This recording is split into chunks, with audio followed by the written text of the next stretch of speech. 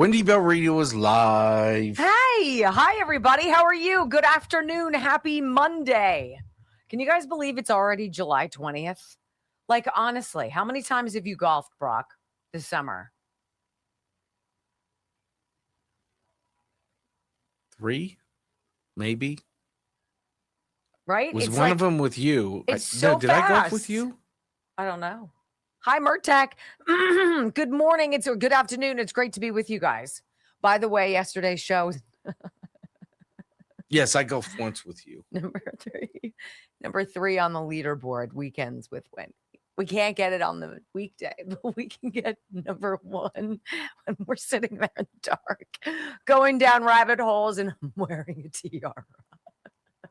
Number one, the big box.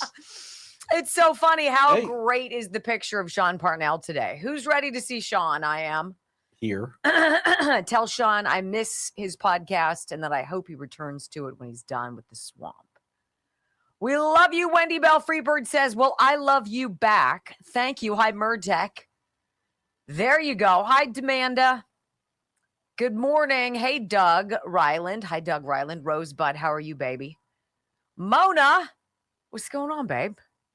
It's good to be with you. Uh-oh, somebody's giving me $1. This is not a strip club. What? There's no glitter. Atlantis Joe. Hey.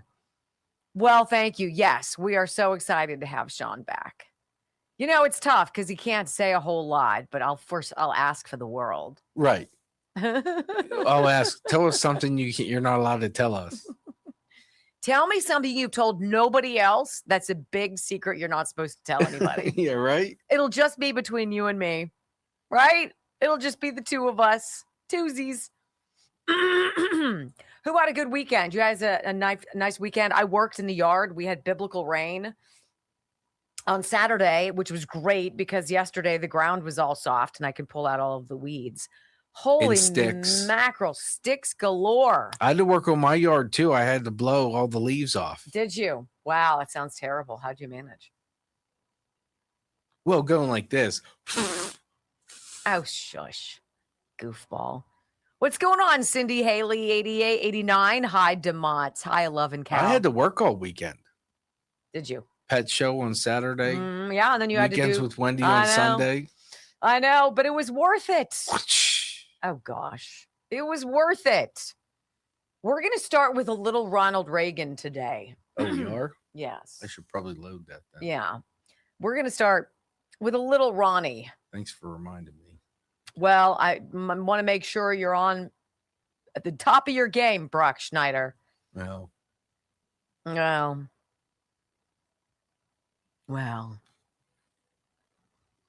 All right, who has a question for Sean? If you have a question for him, give me a comment. Let me know. We'll find out. I'll be interested. Do people monitor? Does his phone get monitored as he's on the phone with us? Like, is it? They transcribe it, don't they? Well, I think later they probably do. But yeah. So we'll have to get into some really top secret confidential stuff. I want to know what's going on. I guess there's now 3 more service members who've been killed because Iran sucks, can never be trusted. And yet we're still doing the diplomacy thing because this president is done with people dying. Done with it. And, we should, I kind of think, rally behind that. I think that's the way to go. And you got the left who are like, war, we need war. They want us. They want you to suffer so that they can feel victorious. That's pathological. And I got to say, it's really disappointing. Very disappointing. Some of these didn't click over. Uh-oh, really? Yeah. Well, I'm glad you got your best people on it. Do you see some incendiary device outside, I guess, the federal building in Manhattan? I'm sure we'll get to the bottom of it, just like the J6 pipe bombs. And the cocaine in the White House. 100% all over that whole laptop thing, too. It's like, I don't know where that virus came from. It was just so weird. Kind of out of nowhere. Had to be from the wet market. The cocaine was shipped in from Wuhan. That's right. Who could it be? I have no idea. Was not Hunter's. Wasn't his quality, I guess. I don't know. God, what the hell's going on in this world? I'm the only one who has sanity left. You guys know that, right? Wow. I am a woman, so that's I was just doubtful. Thank you for not making me say it. It's all right. See. I love you guys. 5, 4, 3, 2, 1. Welcome to your daily dose of facts to fight off the liberal gaslighting. You can be in the middle of a hurricane. You have sanctuary in the city of Chicago. Or you can be on a calm day. North is still north. You could be in a thunderstorm. I am angry. We are not going back. Not ever. North is still north. People can yell at you. The hell with the Supreme Court. We will defy them. North is still north. It doesn't change fundamental things.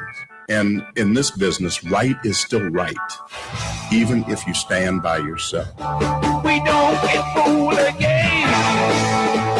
No. Live across the fruited plain and from sea to shining sea, we're converting the Marxist left 1 hour at a time on the Wendy Bell radio program.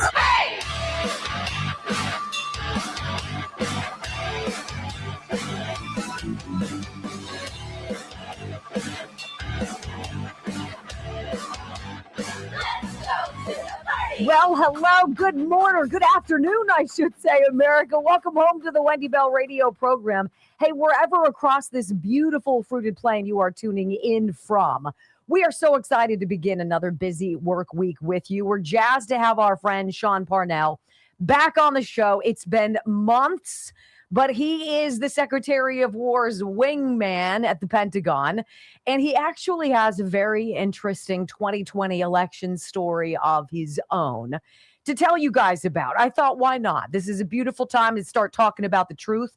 That's what we do on this program, wendybellradio.com.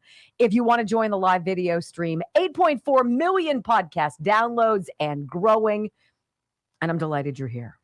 Thank you and welcome home. I pledge allegiance to the flag of the United States of America and to the republic for which it stands, one nation, under God, indivisible, with liberty and justice for all. Amen. You know, I will say out of the gates, I watched probably 47 seconds of the World Cup final yesterday.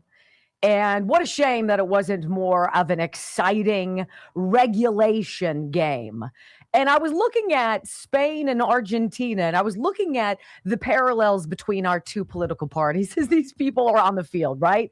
Beautiful day for World Cup Championship soccer, right? And you've got Argentina with star players acting like the Democrats. And you've got Spain, right? Acting as though they are the Republicans. And you're like, how are you even making this analogy? Well, think about Spain. They had all these shots on goal. They were constantly planning. They were plotting, various moves. They were kicking it to open space. They had a couple breakaways. They had strategy. They were thinking about this. They were doing that. And then there was Argentina.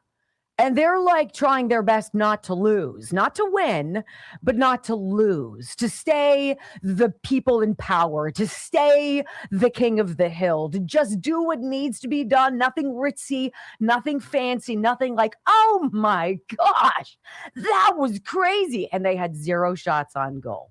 And you're like, really? This is the best of the best? This is where we are? You guys are playing keep away? You're playing boring defense, boring offense? And Spain's like bzz, bzz, bzz, bzz, bzz, trying to get the ball, trying to do this. Ultimately, as you well know, Spain ultimately won, which was great.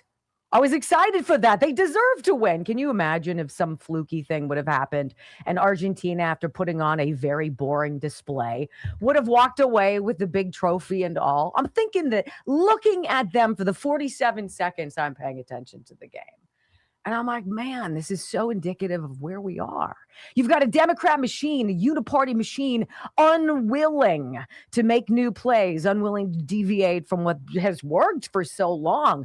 They slow walk, they stonewall, they obfuscate, they create other stories to throw you off your game. But they don't do anything all that exciting, right? And then the Republicans come in and they're like, hey, we could do things better, right? Why don't we try to, I don't know, zhuzh things up? Let's try different things. Let's try tax cuts. Let's try no tax on tips. Let's redo this Obamacare nightmare. Let's redo all of this stuff. And this is the game I'm watching. 47 seconds. I make a political analogy and like disgusted walk away, right? Congratulations to all of the teams that were involved. It was a wonderful event. But you know where my mind is on this. The Republican Party right now, I believe, with Donald Trump, is trying desperately to do what is right by you. I believe this. I believe they are here, the people he has selected. There's a fit group of cabinet members who have you in mind, you at heart, you in their daily agenda. And then you've got a deep state uniparty apparatus that wants to do everything to play keep away, everything to keep the ball away from our touch. I think you could probably see where I'm going with that. You know, this is something that came across my news feed this morning, my social media feed. And it is an AI generated Ronald Reagan. Though it's him. It's just things that he had said during the course of his presidency, those 8 years, that were mushed into about a minute long commentary. And I hit Grok and I'm like, is this true? Is this stuff that Ronald Reagan actually said? And Grok came back and said, absolutely, it's AI generated, but these are all factual things that Ronald Reagan said. I want you to listen to this because it's so applicable to today. You ever notice how every time a Republican takes office, the Democrats start acting like it's the end of the world? I mean, the minute we cut taxes or trim the budget, they start screaming that the sky is falling. Now, don't get me wrong, I admire their consistency. If the stock market surges, they say it's just helping the rich. And if it crashes, they say, yep, that's what happens under Republican leadership. And don't even get me started on foreign policy. A Republican president could be shaking hands with world leaders and signing peace deals, and they'd say, it must be appeasement. But the minute there's tension overseas, they rush to the nearest camera like it's Black Friday saying, see, we told you the world would catch fire if he was in charge. Now, I've always said, it's fine to disagree on policy.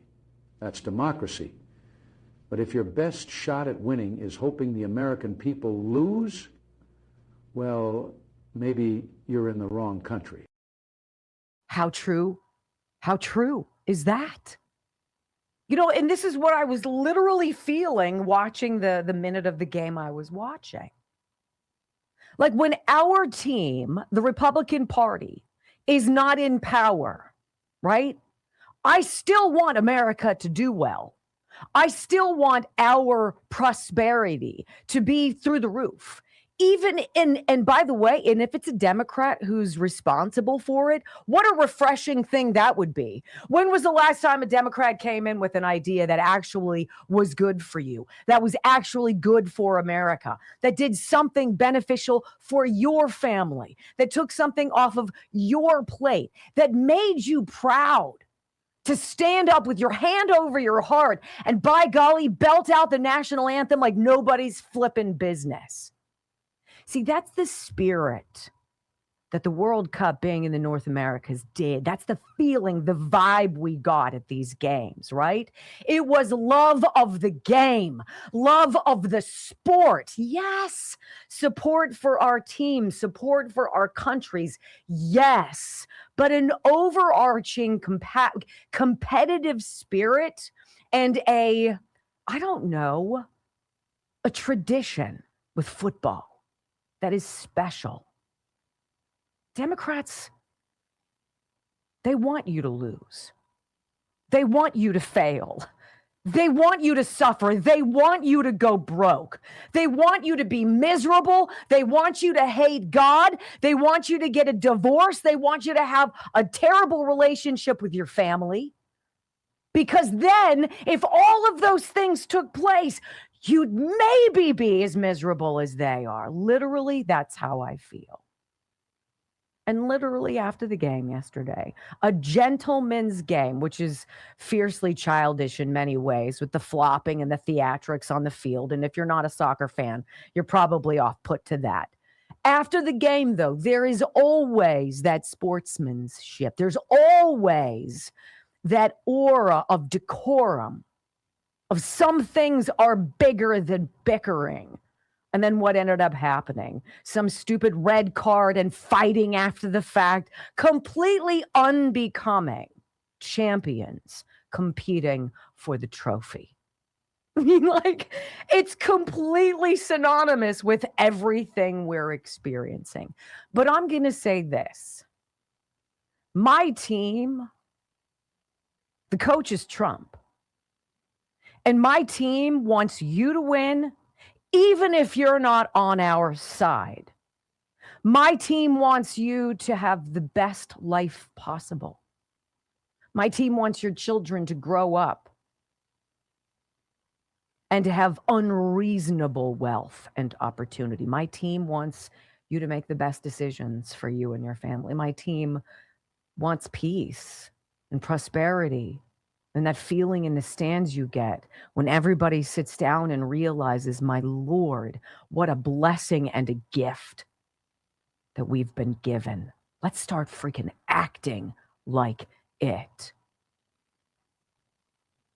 To the Democrats out there who will do everything to play keep away, who will play crappy offense and the same old predictable defense, don't you think you deserve a better strategy?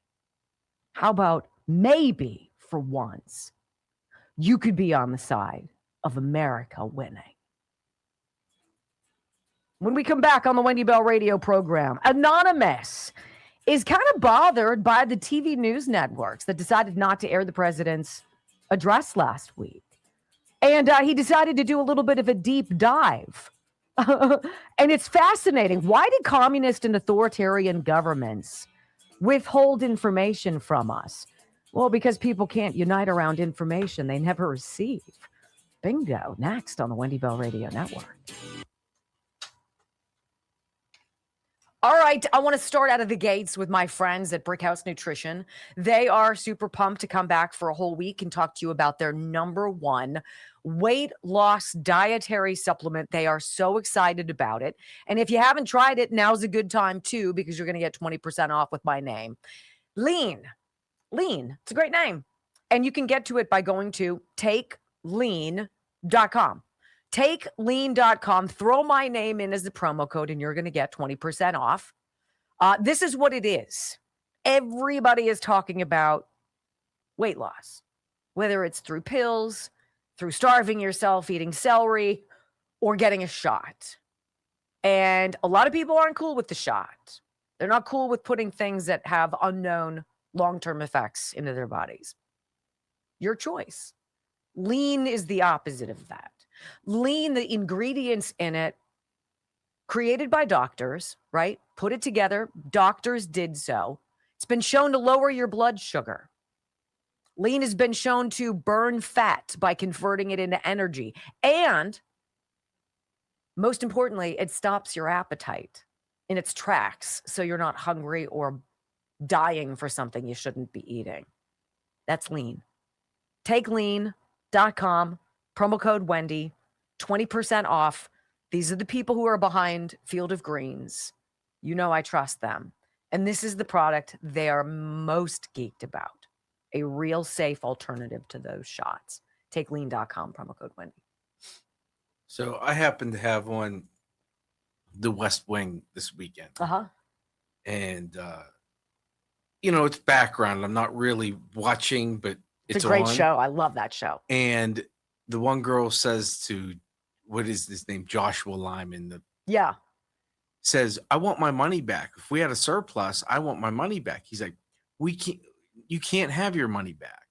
And she's like, why not? She's like, we're Democrats. We don't trust you. Like you want to spend it on a DVD player. We want to put it all together to get better education. And I'm like, oh my God. She's like, Well, I don't know why you have to tax us. This is his assistant. This is like 1998. Yeah. Why do you have to tax us so much? Because we're Democrats. That's what we do. We don't give money back. I'm like, holy cow, how spot on. That may be That's the Bradley truest Whitford's statement. character, I think. What's that? That's Bradley Whitford's It character, is. I think. And he's a bleeding liberal, heart lib. Big time. Right? Big time. What a great asshole. Big time. What is that Dick Cheney said to Bush? Remember? Big time. Yeah. Was he speaking of himself? Mm-hmm. Yeah, if it's been a while since you've resuscitated the West Wing or the TV show Scandal, the parallels are freaking ungodly. Ungodly.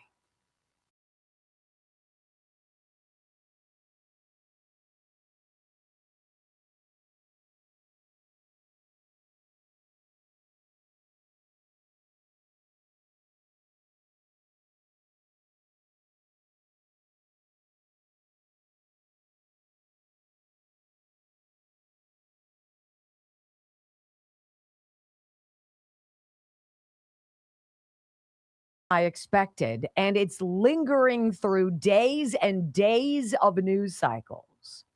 Got the FCC now taking a real stab at possibly revoking some of the broadcasting licenses for these TV operations, right?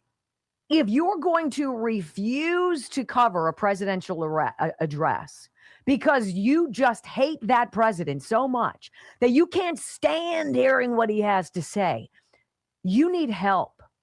You need an intervention.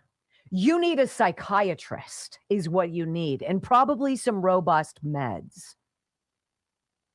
It's pathological. Anonymous from Deepfake Quotes on X puts together this. I think it's a fantastic explainer with some knowledge of communism, his own personal knowledge of authoritarianism and communism. And he says, look, by not broadcasting to how many tens of millions of Americans what the president of the United States said, you're actively choosing winners and losers.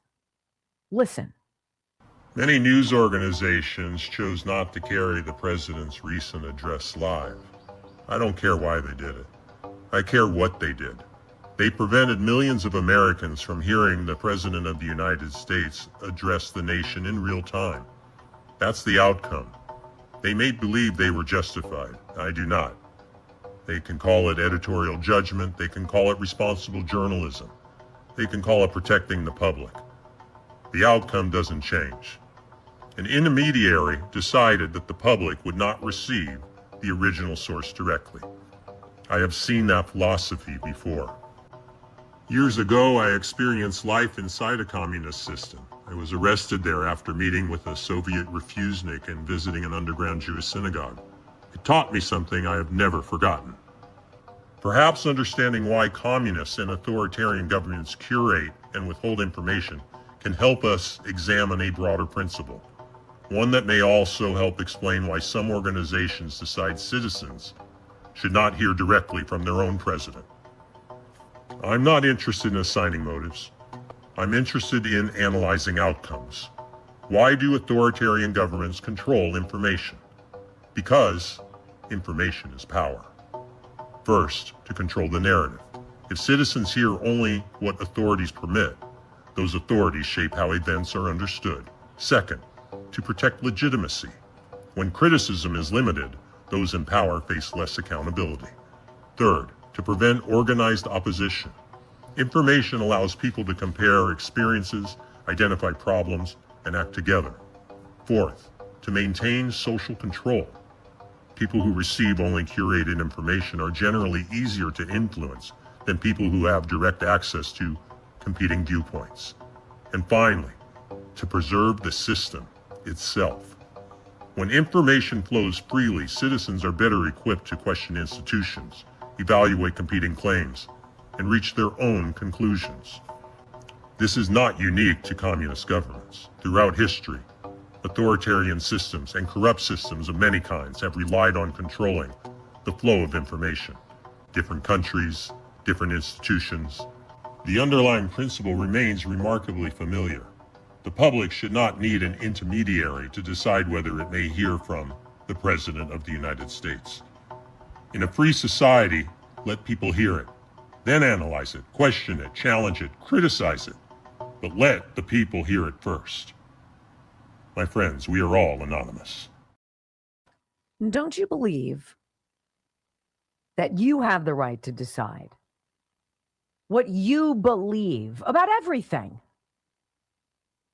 That's one of the most, I think, often taken for granted parts of being an American.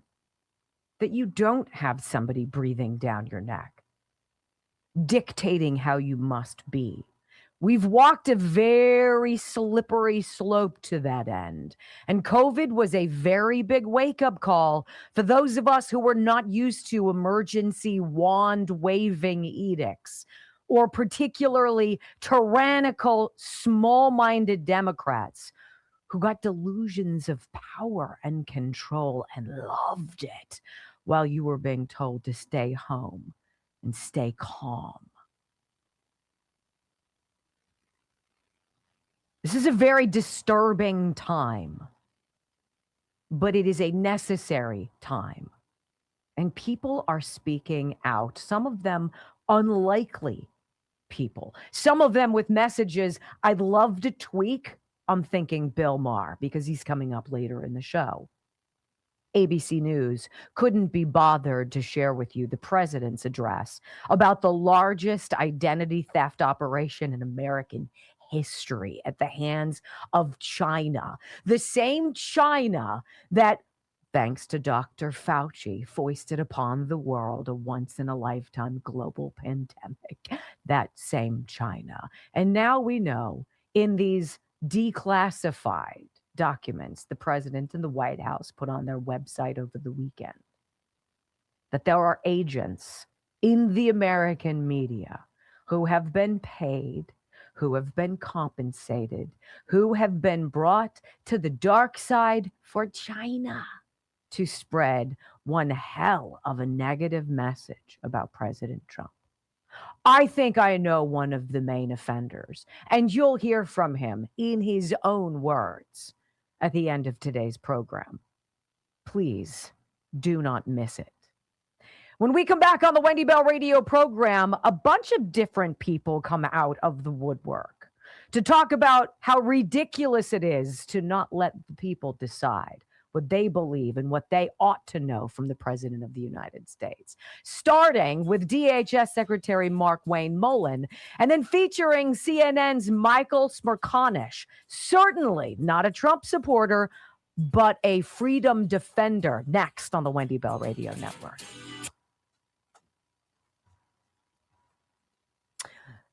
I stumbled upon something I've got to read to you tomorrow. I wish I had time in today's show to do it. But all of these narratives that have been thrown down our throats, whether it be about COVID or about Joe Biden's election, please, or it's about January 6th. So many. Did you guys know that they were doing a J6 event 201 in the months before January 6th? That they were doing a tabletop exercise, the FBI was. I didn't know that. That they were spitballing things that could happen in a highly contentious election. How could anybody in their right mind in 2020 think Joe Biden was going to be contentious at all? The guy stayed in his basement. They didn't trot him out because he couldn't handle it. He didn't campaign. There were no campaign like slogans around. I didn't see anybody wearing caps or hats, or rather shirts or bumper stickers on their cars. And yet he beat the snot out of Barack Obama, the first black president. And you were supposed to be like, yeah, makes sense. Really? 98% negative news coverage for this president. Why? Because China freaking paid for it. Once that comes out, you revoke all of their freaking licenses. All of them. You are not entitled to talk to freaking anyone on a public airwave ever again. The View's in the crosshairs right now of the FCC. It's fantastic, D-bags. Okay. Let me tell you about tulip blooms. I haven't put mine on today yet here at the studio. My velour massage oil. All right, so everybody's got somebody in their life who's impossible to shop for. Whether it's a mom or an aunt or a sister or a father-in-law or what have you. And it's like, I never have a good idea for this individual.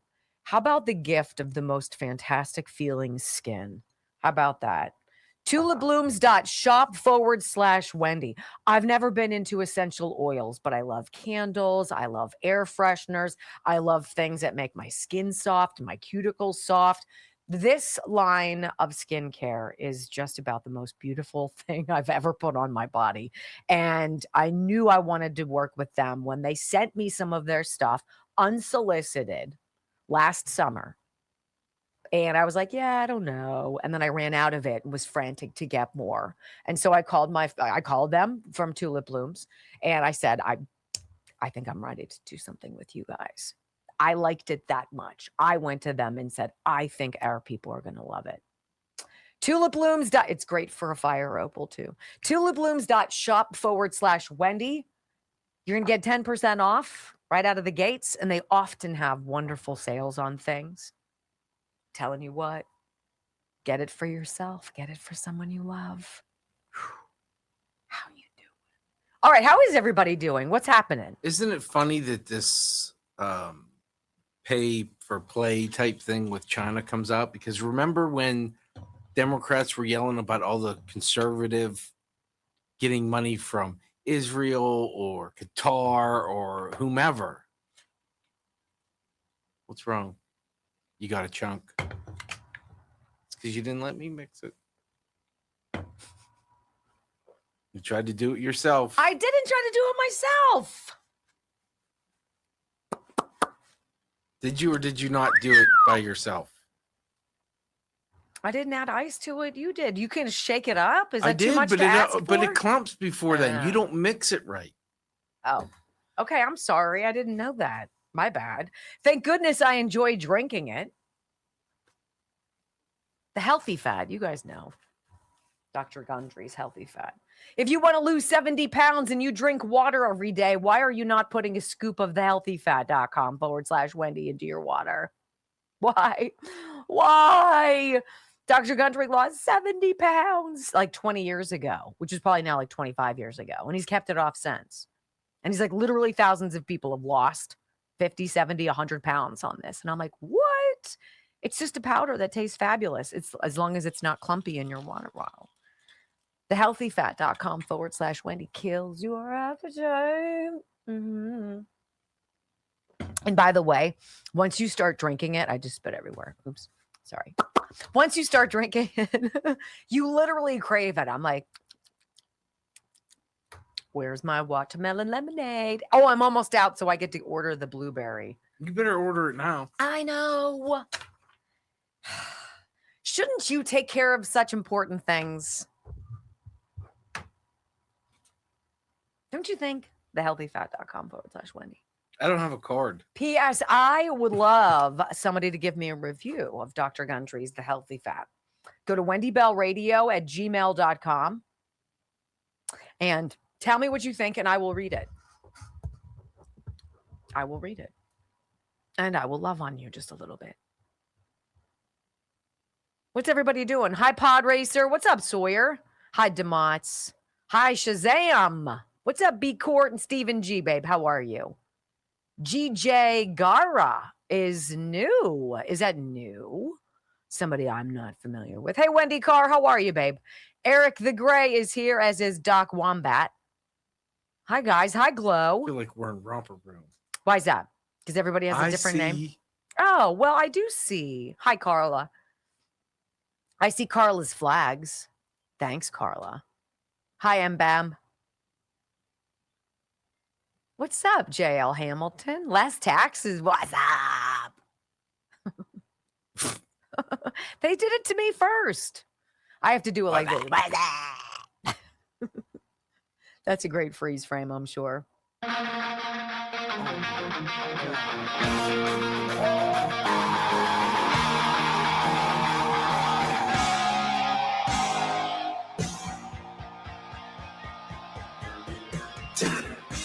Welcome back to the Wendy Bell radio program. Now, imagine for a moment, and I've often considered this, ladies and gentlemen, as a former television news anchor and reporter. I did not understand how everybody, like 95 to 98% of the time, all of the media pooed all over President Trump. Coverage you got was terrible. All of the things he's done. He's solved wars. He's created peace plans. He's stopped people from being killed. Generationally solving, hopefully, the extermination of people. Because I don't know how Russia and Ukraine are going to regenerate when you knock out an entire generation of future fathers. This president has wanted to go to bat for everything, lower prices. He just went to the grocery Giant Eagle. This is in our community here in Southwestern Land Before Time, which is what I affectionately call Pennsylvania if you're new. And just like Walmart went to Giant Eagle, this is the president of the United States while juggling the World Cup championship, negotiations with crazy people in Iran and other such things, trying to reimagine Obamacare. He goes to the grocery chains and he's like, look, guys, don't you think you've made enough? Can we tap down maybe like a couple hundred products? And Giant Eagle said, sure, sir, 300 products we're going to reduce the prices on immediately. That's the guy who I voted for president, who's trying to unwind 4 years of suck that the media did not cover even remotely appropriately or fairly, period. They didn't cover it. They didn't cover that Joe Biden was MIA for nearly 50% of his freaking presidency. Where did he go? In his hyperbaric chamber. Nobody asked questions. 98% negative news coverage for this president. Why is that? Well, won't it be interesting when we trace back all of the influence and the money sent to our mainstream media by the Communist Chinese Party? And probably not just them, but probably Iran as well, ladies and gentlemen. I know what treason is. And we got a hell of a lot of people who have been acting in not just borderline, but absolutely treasonous ways, aiding and abetting a foreign adversary. Bing, bing, bing, bing. But you're not allowed to see what the president had to say about it, about the biggest infiltration voter database in history. Not just our history, right? We'll talk about that later. We don't really like this president. And he spreads fake news a lot, so we're not going to cover it for you. Really? Mark Wayne Mullen says this is ridiculous. This is the DHS secretary saying these networks are the ones who for years said without evidence swore to us that 2020 was the safest, most secure election. So let's talk about the major networks not willing to carry the President of the United States address to the nation on election security. How shameful is that? I think it was ABC, NBC, and I don't know if CBS. Did CBS carry it? Anybody? CBS carried it. So ABC and NBC not carrying that? Why? What are they trying to cover up? Why wouldn't they want to inform the American people? Why are they calling themselves a news outlet if they're not actually trying to put the news out there? We wasn't giving spin on the election. The president wasn't trying to relitigate what happened in 2020, although he definitely could at this point. The president was giving facts, what we have exposed, what the Biden administration covered up, what the intelligence community held from the American people, Congress, and the executive branch, and we're putting it out there. And yet, two major networks didn't want to cover it? I think the question really should say why. Because they sure covered the other part of it when they were saying that it was the most secure election ever. What facts did they have? Because they didn't have facts. They were taking someone's word for it. President Trump gave facts. Today, we're giving facts. Isn't that an important distinction, too? We're going to give you the facts of how unsafe our election system has become and how long ago people in the intelligence community knew about it and how long before that they were actively allowing the intrusion. That's treasonous, ladies and gentlemen. John Solomon calls out the king of blowhardia, John King, over at CNN. This is the guy that stands at the board, right? During the elections, he's like, oh, well, we got 2% in. Oh, that goes to Biden. He's one of those guys, right? And John King tried to haughtily, sanctimoniously, right, try to tell people, well, we're not gonna give you stuff that we don't have time to fact check that the president says. We are gonna take charge of that. Well, John Solomon calls out John King, who for years peddled the Russia collusion hoax, now needing to fact check the president's claim of China hacking our election systems. That's rich. His network was given a 5-hour opportunity, like you were, yes, to look at the documents and wage them. This wasn't about checking the accuracy. They didn't care about the accuracy, and they proved it after the documents were out and all day today. So shame on them. And by the way, if you're concerned about it having a history of inaccurate information, CNN's coverage of Russia collusion is like a bad comedy, like a C-rated comedy. I can remember times where they report Alpha Bank was the secret location where Vladimir Putin was communicating with President. And every time I call the FBI, like, that's not true. We rolled that out. And then in the hearing, Bob Mueller came out and said, that was never, ever true. CNN fanned that for years. Yep. John King, worry about accuracy on CNN. Don't worry about the president's accuracy. Last night, the information he put out was vetted by the CIA and the NSA. They agree it was accurate. You guys, it wasn't just the media who was running all the interference for Russia collusion. They had congressional freaking hearings.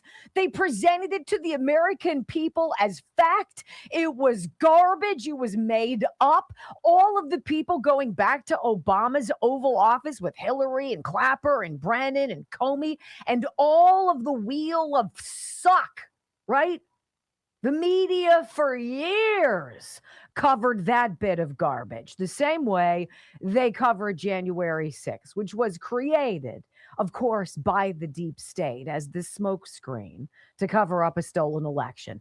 Anybody who's unaware of that at this point, I don't know what to do for you. Now, over at CNN, same network as what his face is, John King, Michael Smerconish, who has his own show, talks about the networks, including his own, refusing to cover the president, being a condescension to their viewers. We are condescending to our viewers because we're going to tell them that what we think is appropriate, not let them decide. And he talks about his own 9 a.m. radio show. And he says, out of the gates, rather than having it 9 p.m., it would have been great if they did it, president address the country in the morning. So I could have played it as I cover all presidential addresses that air in the morning so that our viewers, our listeners could phone in with their thoughts. This way, CNN and the networks just choose for you. An odd rebuke from Michael Smerconish. My standard practice is to take the remarks live, and I think it's an easy call. Had I taken this speech primarily on alleged election interference, I would not have been endorsing the content, and it would have been incumbent on me to offer fair comment and criticism when it ended. But if I hadn't taken the feed and merely monitored what he said, only to then offer a critique, I don't think that would be fair to the office of the presidency. I think consistency matters. If it's newsworthy enough to rebut, it's newsworthy enough to air it first. So why don't you be newsworthy enough and tell us what you think, Michael? The president dropped some freaking monster bombs on us. He told us what he's been saying and warning for the better part of 10 years. Our elections are not safe. They are not secure. They are not free from outside influence. So where's your commentary on the alarming nature of the data dump, Michael Smerconish? Nothing on that. But he does say, let the people decide. These TV networks wanted to decide for the people. Listen. After a decade of hearing from this president, I have more faith in the American people to make up their own minds. Now, some are going to say, well, that's the problem. That if only the country had been shielded from his mistruths, he'd never have been elected. But that theory has been tested for a decade in the most fact-checked media environment in history. And the voters, they've heard it all, the words and the rebuttals and the fact-checking, and they elected him twice. Denying him 22 minutes in year 10, it's not prevention, it's condescension. Michael, tell me what this president has been wrong about. Tell me that Iran was days away, weeks away from having a completely enriched nuclear weapon that could hit the United States? What was he wrong about? What's he been wrong about, Michael? Why are you fact-checking the guy who seems to know where all of the bodies are buried? He seems to have the map, the Marauders map that shows the X's and O's and how you get to the treasure, which is called truth, Michael. How about that? Rather than chastising the networks, here's a mirror, brother. How about yourself? How have you been guilty? And finally, there's a gentleman named Ben Swan. He's the host of a program called America Now on Russia Today, of all places. And he calls out the media's censorship of the president the way it deserves to be called. My biggest disappointment is in the media response to what the president said. A sitting president of the United States, whether you like Donald Trump or not, is not really the point.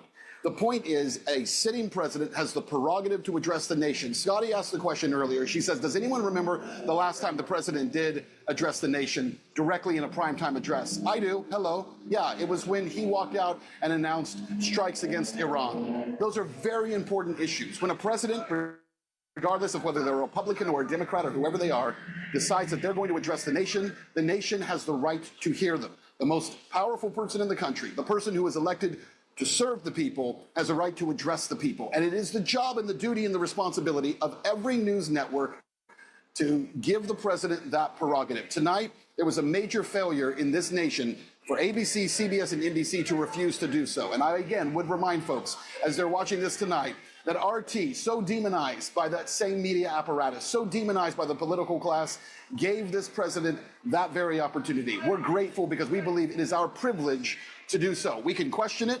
We will. We can report on it. We will. We can challenge it. We will. But we always give the president the prerogative to speak to the American people. It's not complicated. Unless, of course, what the president says is unveiling your own guilt, which certainly feels the way it is. When we come back, even Bill O'Reilly sees this. Not a huge Bill O'Reilly fan. But sometimes the guy says things that are stamped in gold. This is one of them next on the Wendy Bell Radio Network.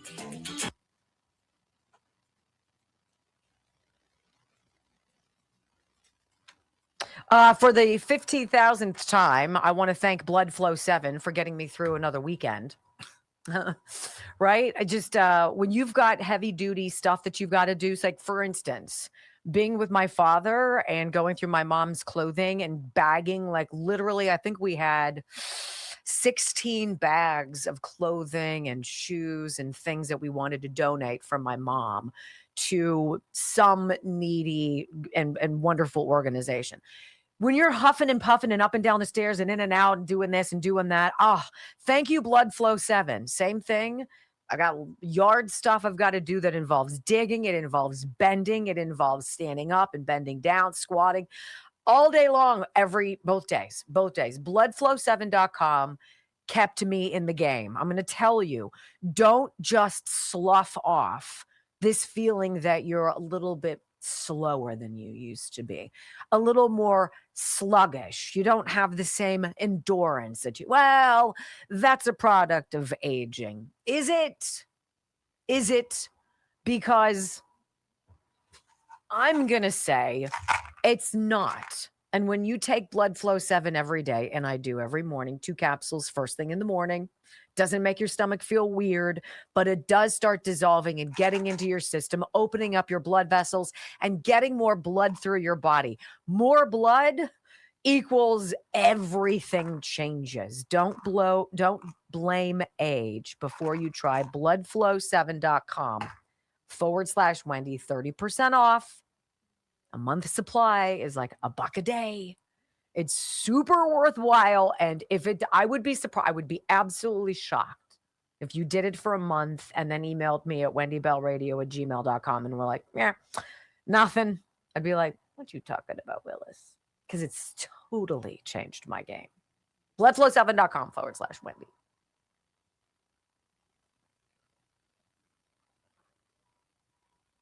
That will be the day that pigs fly, when one of these network hacks comes forward and says, in sincerity, where has the president been wrong?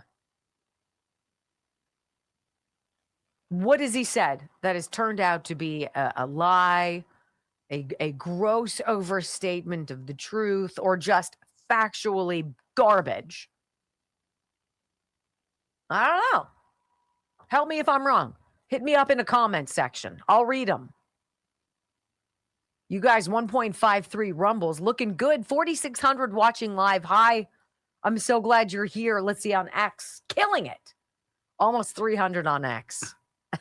But I love you who watch on X and constantly share. Thank you. You never know who's going to catch wind to what we're doing and want to join aboard. I'd want to.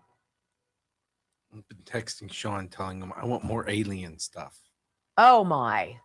Well, we need to have a conversation about what you expect out of this interview. I'm super just pumped about his experience. I want to know, okay, I'm done with the flying stuff.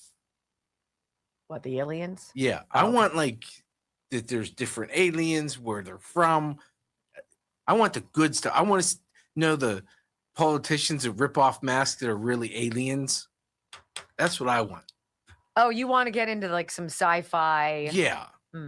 Yeah. You think Sean Parnell is going to be the guy to tell you that? Well, he's the one that rolled out the alien stuff. I can push him. What do you mean that rolled it out? When the first alien stuff came out, that was him. He was the one behind the whole thing. I thought you knew that.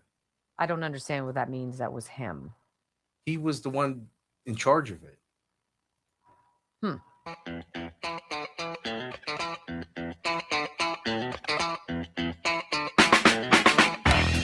Welcome back to the Wendy Bell Radio program. Would any of you be even remotely surprised if we were to uncover, after years and years, decades of journalists making buku dollars? What, Anderson Cooper, $20 million over at CNN back in the day? Would any of you be at all surprised if you found out that a big chunk of those news reporter and news anchor fat salaries came from the likes of China or Iran or North Korea, or anybody who would want to influence public opinion here in the United States? Let me ask you, what would your price be? What would your price be? See, these documents that the president and the White House declassified over the weekend, they show an active campaign by the Communist Party in China to lure with the invitation to speak at some prestigious event American media types and thought leaders. And they would fly first class, come over to Beijing and give an esteemed lecture at a blah, blah, blah. And then the said person was wined and dined. And there were high-level meetings with them, and they were treated like royalty. And the relationship was cultivated. Would you be at all surprised if these people sold out and were compensated from other countries, by other countries, to spread fake negative news about this president and this administration, whether it be one or two? How many of you would be blown away by that? I wouldn't be at all. I would not be at all. And that would make more sense to me as we look at the media's 98% negative coverage. I want you to hear Bill O'Reilly. He said the media's blackout of Trump's speech is what communists do. Gloves off, not fooling around. The left, the far left, progressive left, doesn't want anybody to hear the speech. This is an amazing thing. All right, here's Congresswoman Ocasio-Cortez. Go.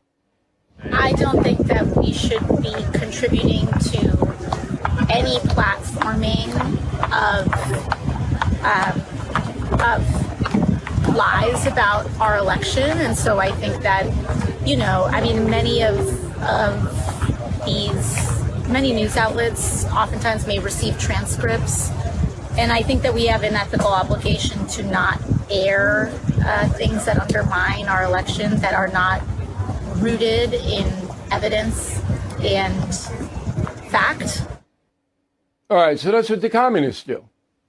You can't have an opposing point of view in Beijing or Moscow or Havana or Hanoi. You can't. The government puts on something Putin doesn't like. A person who puts it on, bye. Okay? That's what she wants. No. Not we'll put the speech on and then we'll analyze the speech for accuracy, which is what we do in a democracy. Okay? No. Nobody should take it. It's very important that the American public understand the mindset of Miss Ocasio-Cortez and Bernie Sanders and Elizabeth Warren and Mayor Mandani. You've got to understand where they're coming from. And that is a hard left place. And if you don't understand that, it's to your peril. Glenn Beck talked to John Solomon, who is part of the administration and releasing this information. And Glenn Beck asks what I'm very curious about. China was paying the U.S. media to write negative stories, to push negative agendas about President Trump. Who? Oh, boy. In one of the documents released last night, the Chinese government sought to identify U.S. journalists who had reported negatively on the U.S. president and pay them to write more negative articles about him. Yep. Are we ever going to get to a place where we will see names? I've asked for that now. The commission just asked for that task force. So if there are any journalist names that they've confirmed, I hope we'll be able to make them public sometime soon. Wow.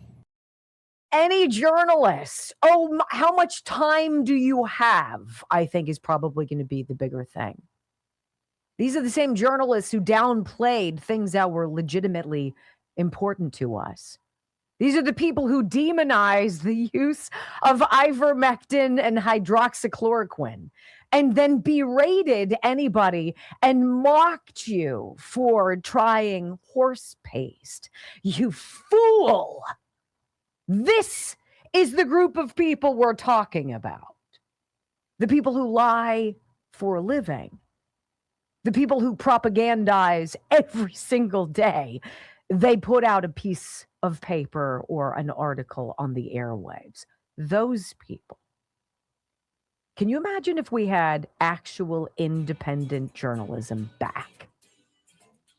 I'm giddy thinking about it. When we come back, he's Pete Hegseth's wingman at the Pentagon. He is our friend, Sean Parnell, and he's got a phenomenal story to tell about his own experience with election meddling. Next on the Wendy Bell Radio Network.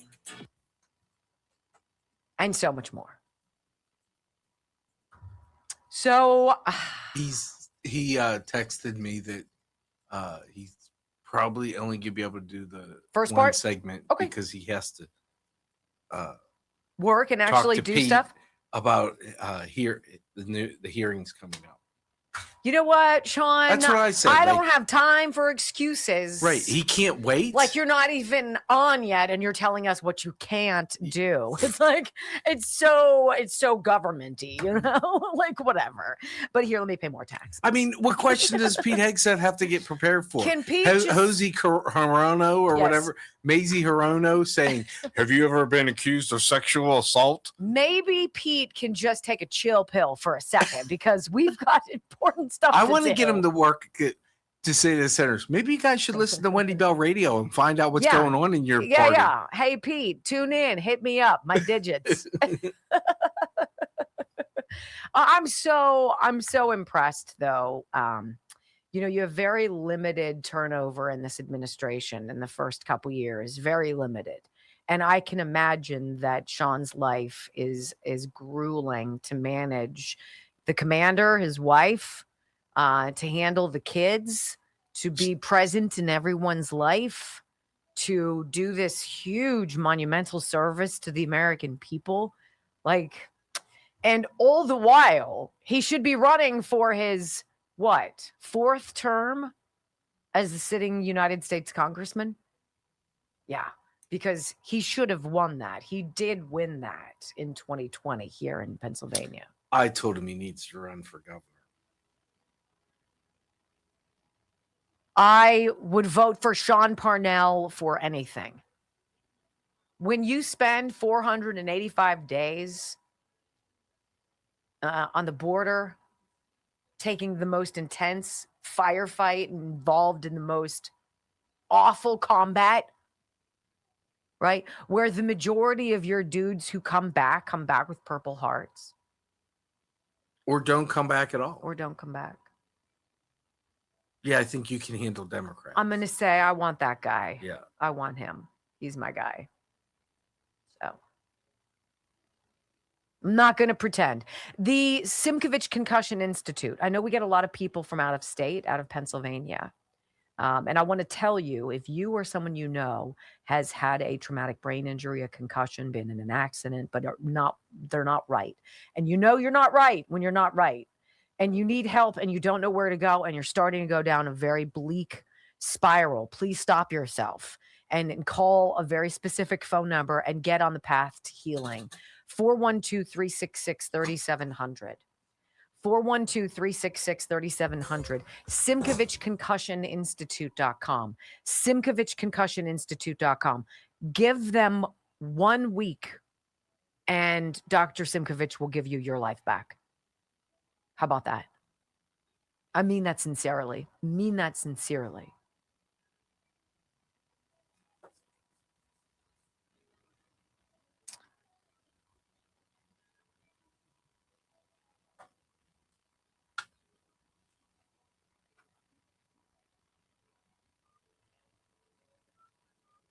Some incendiary device outside the federal building in Manhattan. So I guess it deployed and now it's all smoky. Hello, you ready? Wow. you got to get Pete prepared. You need to work in there that Wendy in one of demands his more. answers to say, maybe you Democrats should listen to the Wendy Bell radio show and find out what the hell's going on in this country. Or they wouldn't show up. But just prepare for Mazie Hirono saying, have you ever been accused of sexual? She's just horrible. Is it Senate or is it House? Oh, so that's a shift too. What are they preparing for? Oh, really? Huh? Both? House and Senate hearings about Iran? Stop with your fake news. They're gossiping, jagoffs. All right, hold on, Sean. They're doing hearings for Iran, you mean? I would assume. He said whenever there's a hearing in the Senate, there's also a hearing in the House. So he's like, but the Democrats never act in good faith. I'm like, you heard me. Stop with your fake news.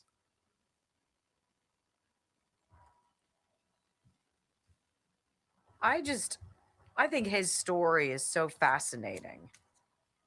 Which part? Even if we don't talk about aliens and Iran, his own personal experience, the president called out Sean Parnell at an event he was not at, if I'm not mistaken, and encouraged him to get into the race in Pennsylvania, run for House.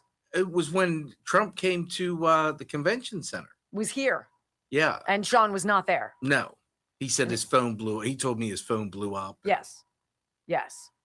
And the president was like, you need to run. And so Sean was like, okay.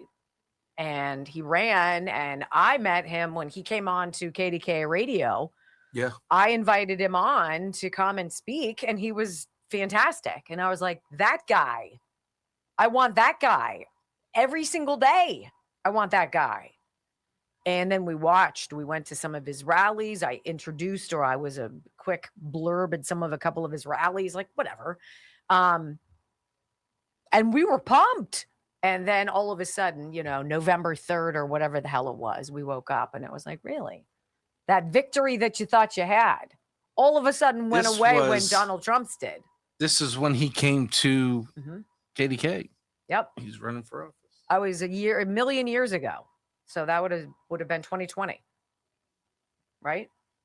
It was February 4th, 2020. So this is before COVID and all that. I hate everybody except Sean Parnell. Super excited to have him. I love him. Yeah, so do the ladies in the chat too. You all need to take a cold shower. He's a cutie bug. 5, 4, 3, 2, 1. Wendy Bell, America's anchor mom, fighting for America 1 hour at a time. Welcome to the family. We're going to win so much. We're going to win at every level. We're going to win economically. We're going to win with the economy. We're going to win with military. We're going to win with health care and for our veterans. We're going to win with every single facet. We're going to win so much, you may even get tired of winning. And you'll say, please, please, it's too much winning. We can't take it anymore. Mr. President, it's too much. And I'll say, no, it isn't. We have to keep winning. We have to win more.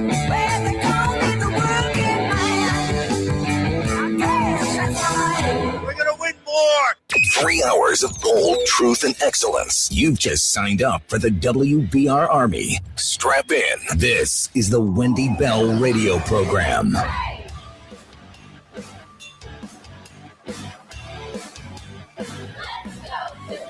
Welcome back. Hour number 2 of the Wendy Bell radio program is live, and we are delighted to welcome back to the show our friend Sean Parnell. He is the senior advisor, aka Wingman, to the Secretary of War, Pete Hegseth.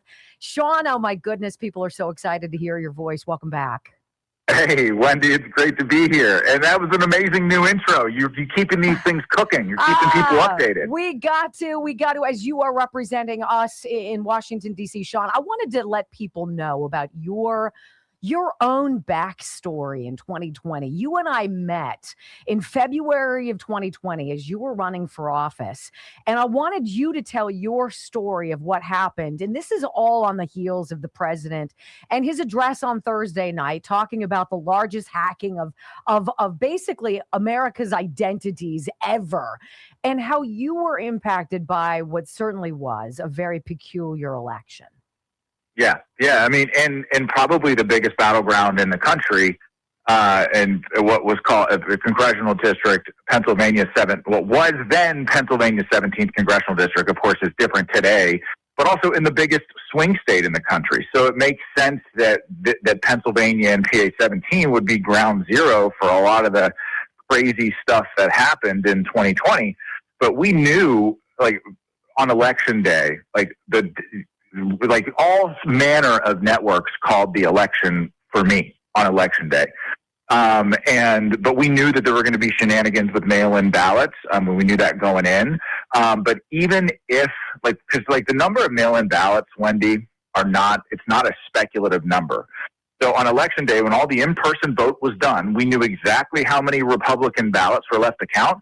We knew exactly how many Democrat ballots were left to count, and independent other, right? So these are not speculative numbers.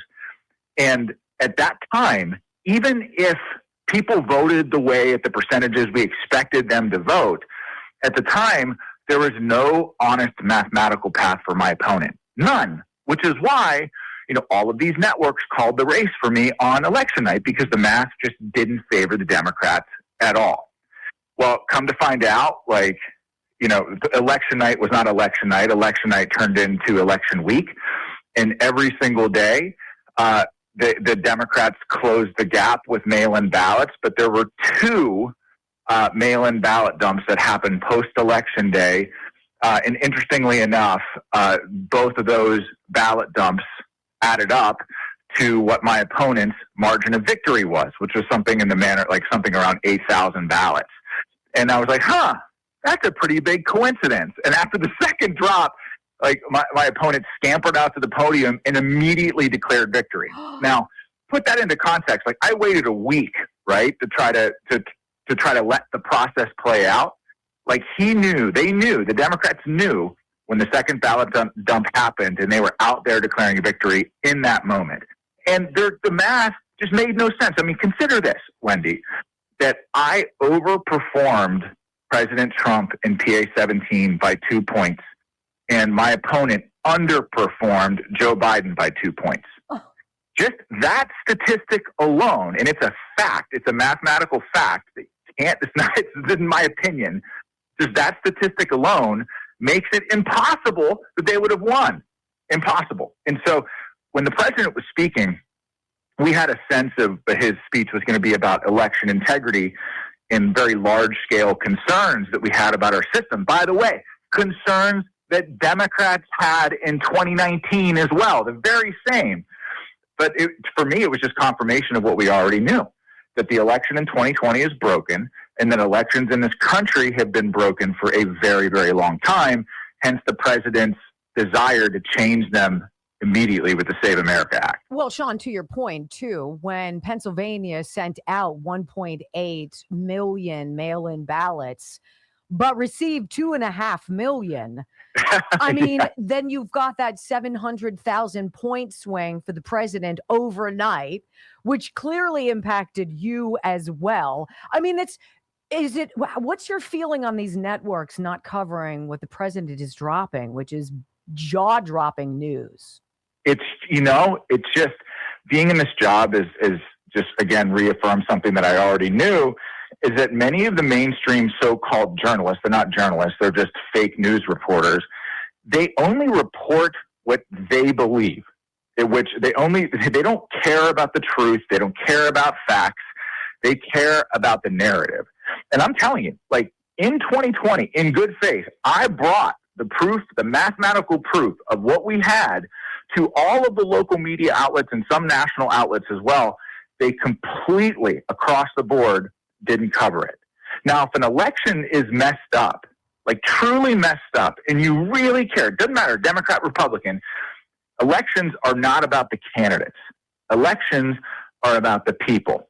And if the media really cared about the truth and the people, they would have reported on our side of the story in the moment in 2020 for no other reason, even if nothing came from it, for no other reason than to show the American people that it was at least a debate, and maybe the debate didn't play out in our favor, but they didn't do that at all. They immediately called everybody election deniers and ridiculed people for years, and now here we are. Our elections are completely broken, and the president is trying to get the ball across the goal line with the Save America Act, and we even have some Republicans in Congress dragging their feet on it. It's just so frustrating because everybody in this country knows, that our elections are broken. Look at what just happened in California. Oh, gosh. It is absolutely a travesty, and one that affects the people. And so both sides of the aisle should aggressively pursue reforms to fix it. In some of these documents that were released, declassified by the president in the White House, Sean, show and suggest the CCP actively engaging American media and influencers to carry their message. I mean, in what world? Like, what's the penalty for that? Because that's treasonous in my mind. Is that treason, sir? It absolutely is in my mind as well. And let me tell you, like, why wouldn't the CCP do that? They're as close to a near peer adversary that we have in this world right now. Their singular mission is to depose us as the world's #1 superpower. And Donald Trump, in his first term, as he is in his second, but in his first term, was very, very hard on China. China's economy was on the brink of collapse. Their military, as a result, was really struggling. The president had China right where he wanted them. And so, of course, the CCP and President Xi did not want President Trump in office for a second term.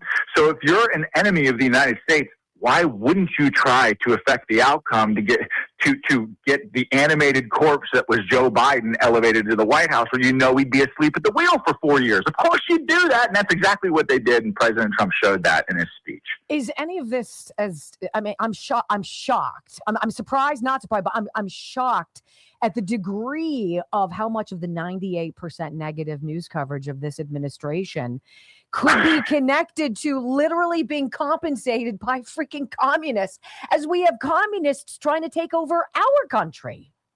Yeah, it's true. And the president frames it that way, and he's right to do it.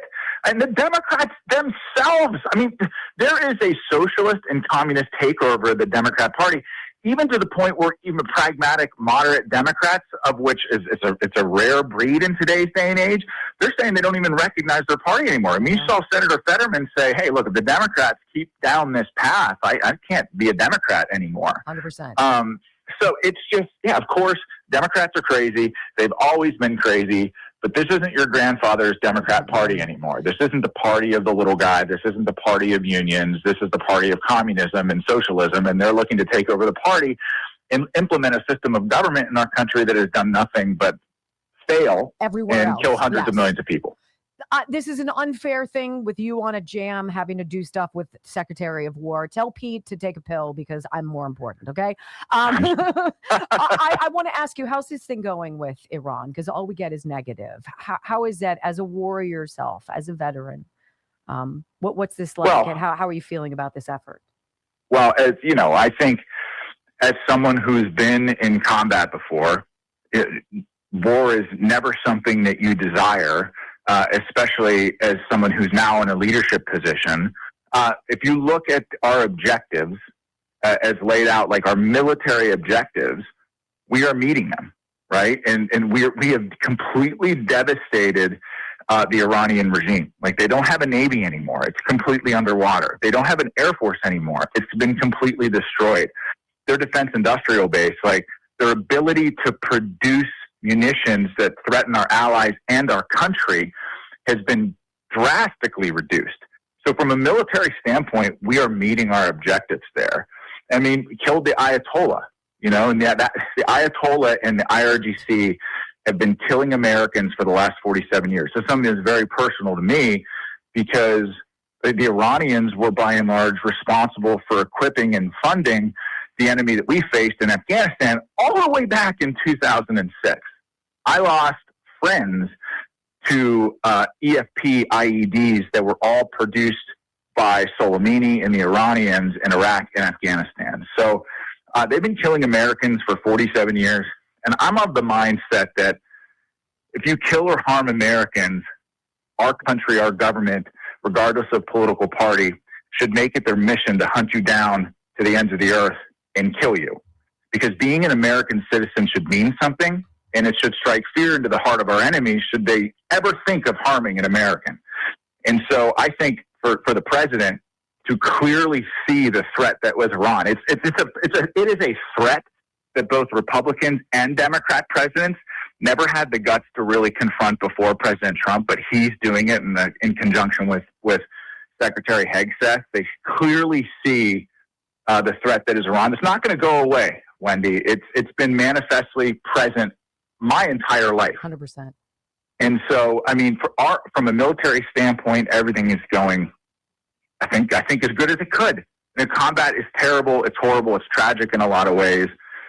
But there's no question in my mind that we're winning the fight. 100%. Doing what nobody else was willing to do. And it just so happens that you're there to watch it happen. Our friend Sean Parnell, who is the senior advisor to Pete Hegseth, Secretary of War. Sean, come back to us soon. We miss you. I miss you too, Wendy. I'll see you guys later. Take good care. All right, bye.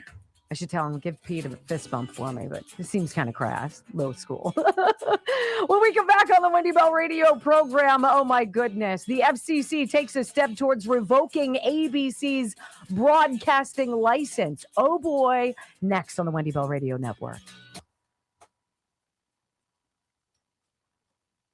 Bet you didn't know all of that stuff. A lot of people didn't know that. When the president dropped all this stuff, Brock and I looked at each other and we're like, dang.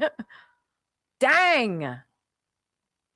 They might actually have known. So the first time Sean filled in for you, first show he had guests. Mm-hmm. In the second show, I was like, no guests, and he's like, what do you mean? I'm like, you have a story to tell. Yeah. A story that no one else, most people will never even understand. I just want you to talk about running for office, what it's like, blah, blah, blah. That's going to take a half an hour. I said, well, okay. We booked the show, like we laid it out. It literally was 3 hours. And he's like, who would have thought? I'm like, oh, I don't know. Yeah. Somebody who doesn't have your story, but is super interested in it. Yeah. So we couldn't get obviously to the juicy stuff that I needed, but man's got a schedule. He'll right? come back. Huh? He said he'd come back. Yeah, he's great. He's like, sorry, I got to make a phone call. Ireland Contracting, you guys, 1-800-NEW-ROOF. After many shady characters put on a roof, tried to fix it, we finally got to Ireland Contracting, top notch. They immediately assessed the situation. They fixed it properly. It was a harsh lesson to learn that price does matter. Better to pay up front than pay on the back end like we had to. Get what you pay for, the best right away. Do not hesitate to call back, or rather to call and get whatever you need done. If we do not beat you to it, because these guys were awesome at Ireland Contracting. Thank you for fixing our roof and for the expert advice. That's from Dan from Wexford, Pennsylvania. Hey, look, if you're in southwestern Pennsylvania and you have a home exterior project and you're worried about it and you think somebody might give you a shady, deal on it or might give you a wacky invoice, why don't you get one of the experts at Ireland Contracting out to your project? 1-800-NEW-ROOF, IrelandContracting.com. I trust them implicitly. You can too. 1-800-NEW-ROOF, IrelandContracting.com. They've been to my house at least half a dozen times, at least. Love them. Love, love, love. It's Gary's birthday today, too. Gary Varvel. No, Gary Ireland. Oh, Gary Ireland. I didn't know that. Yeah. Happy birthday, Gary. He's not listening because he's called me during the show before at this time. And I'm like, really? Thanks, Gare. Well, we'll see what happens. I think the FCC, I think Brendan Carr is no joke. Preparing to rule over The View. You can't have 99% liberal guests and be called a bona fide news product. Well, they don't give news. Damn, Whoopi wanted to give Dr. Jill, attorney, or not attorney, the medical one. What do they call the doctor? What, a PhD? An No, MD, no. Why isn't she the head medical person for the government? Surgeon General. Oh, okay. Yeah, sorry. Wait, right. What about her wanting to what? Whoopi Goldberg says, why doesn't she become Surgeon General? And like someone on the Because she got her PhD online. She's not a doctor. She got it online and then forced everybody to call her doctor like a douche. Excuse me. Sorry, Harley. I mean, it's a solid word. It's just not very friendly. That's not. It's a solid word. I mean, it's in the dictionary. It's good. It's just it's naughty, a little bit naughty. Sorry.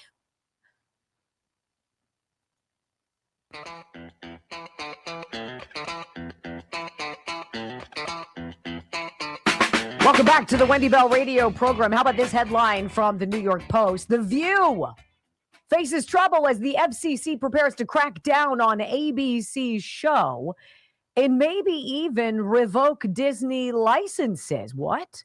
Federal Communications Commission is preparing to rule that ABC's The View is not a bona fide news program. Well, shoot, I could have told you that. How long did you wait?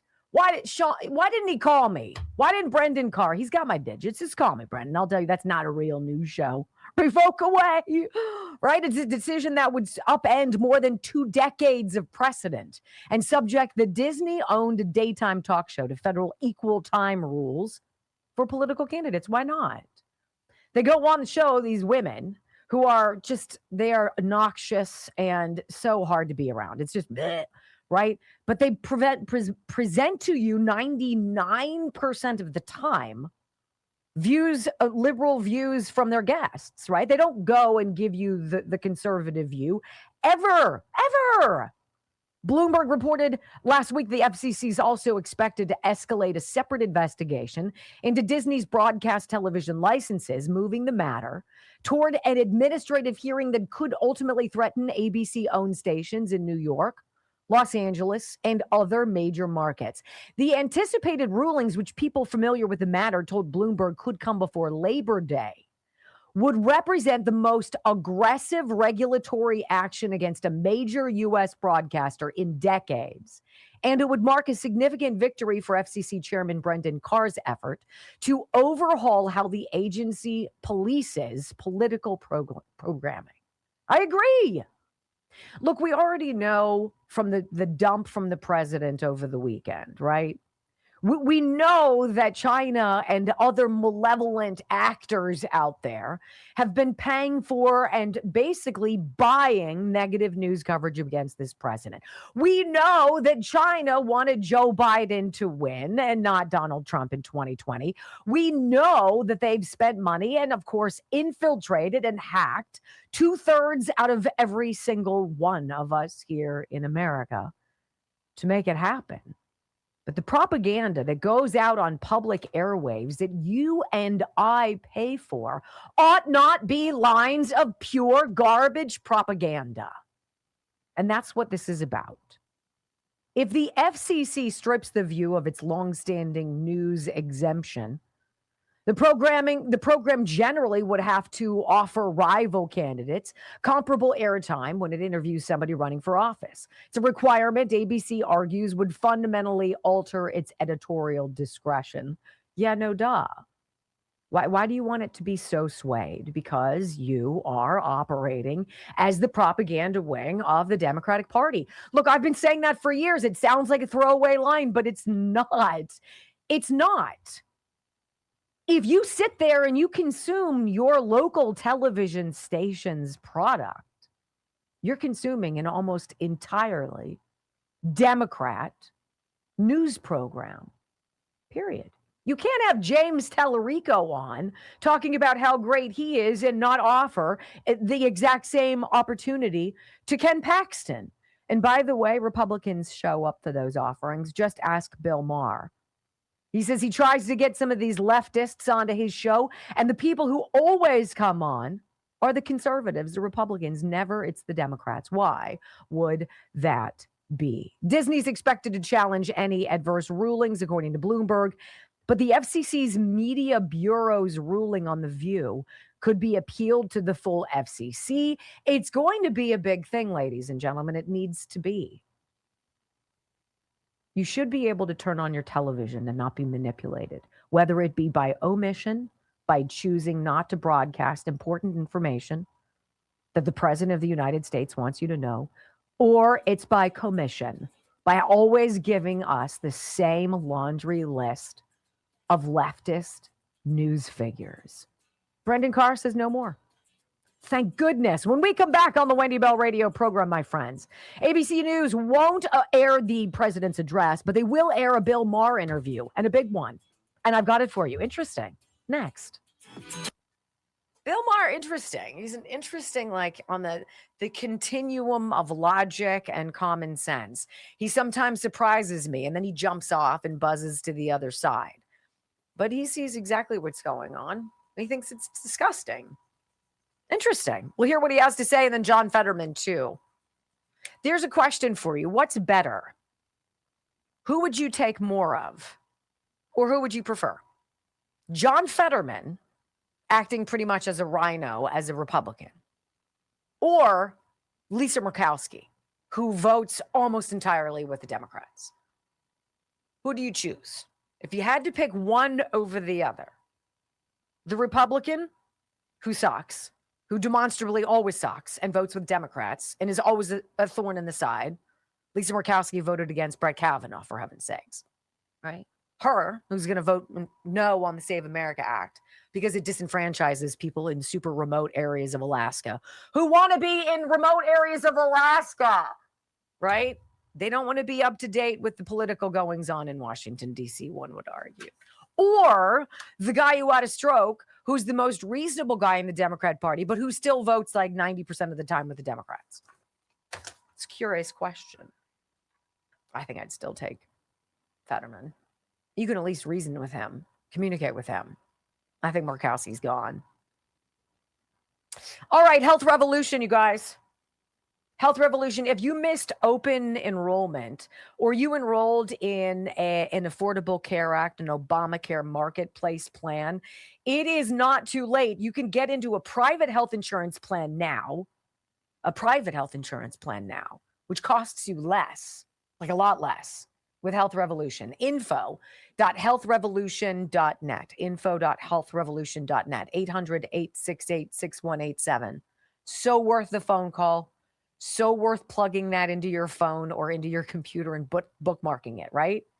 So if you're reasonably healthy, and you don't need maternity coverage, you can save 30 to 60% on your monthly premiums with zero copays, lower deductibles, and you can use any doctor.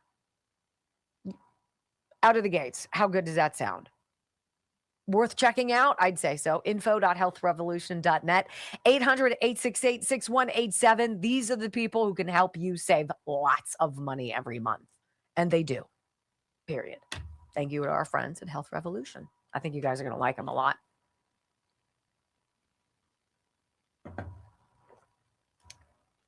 Bill Maher has done some interesting exposés recently on Democrat failures.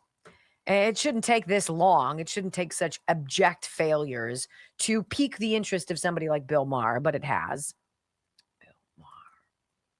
John Carl. It's interesting that John Carl is the one doing the interview too, because he's pretty interesting. Wow, there's one guy reporting 1 in 5 college students now read at the level of a 10-year-old. 1 in 5.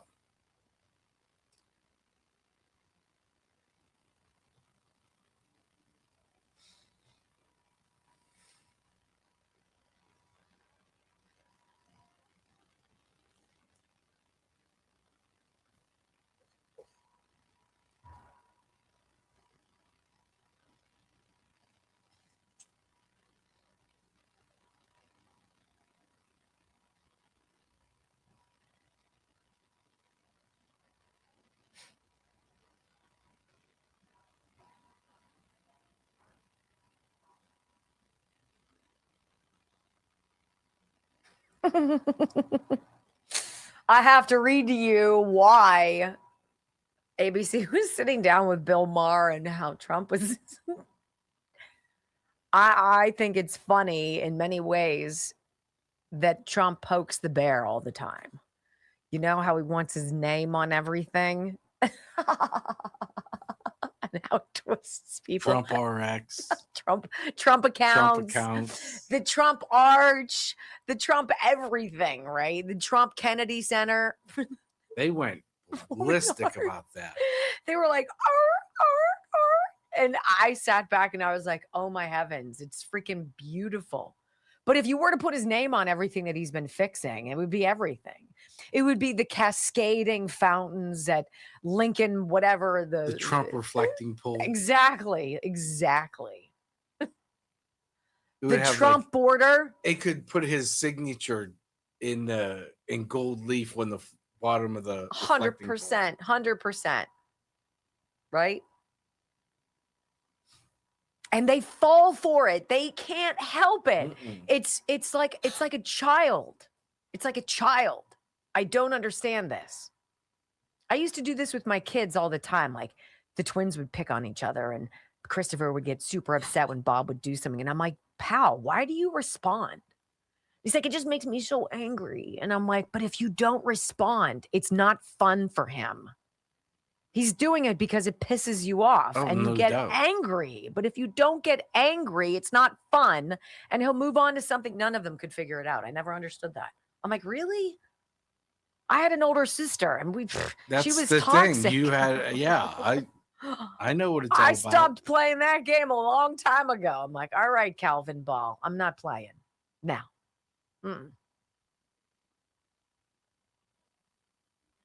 My brother rides you until you stop talking about it, then he stops.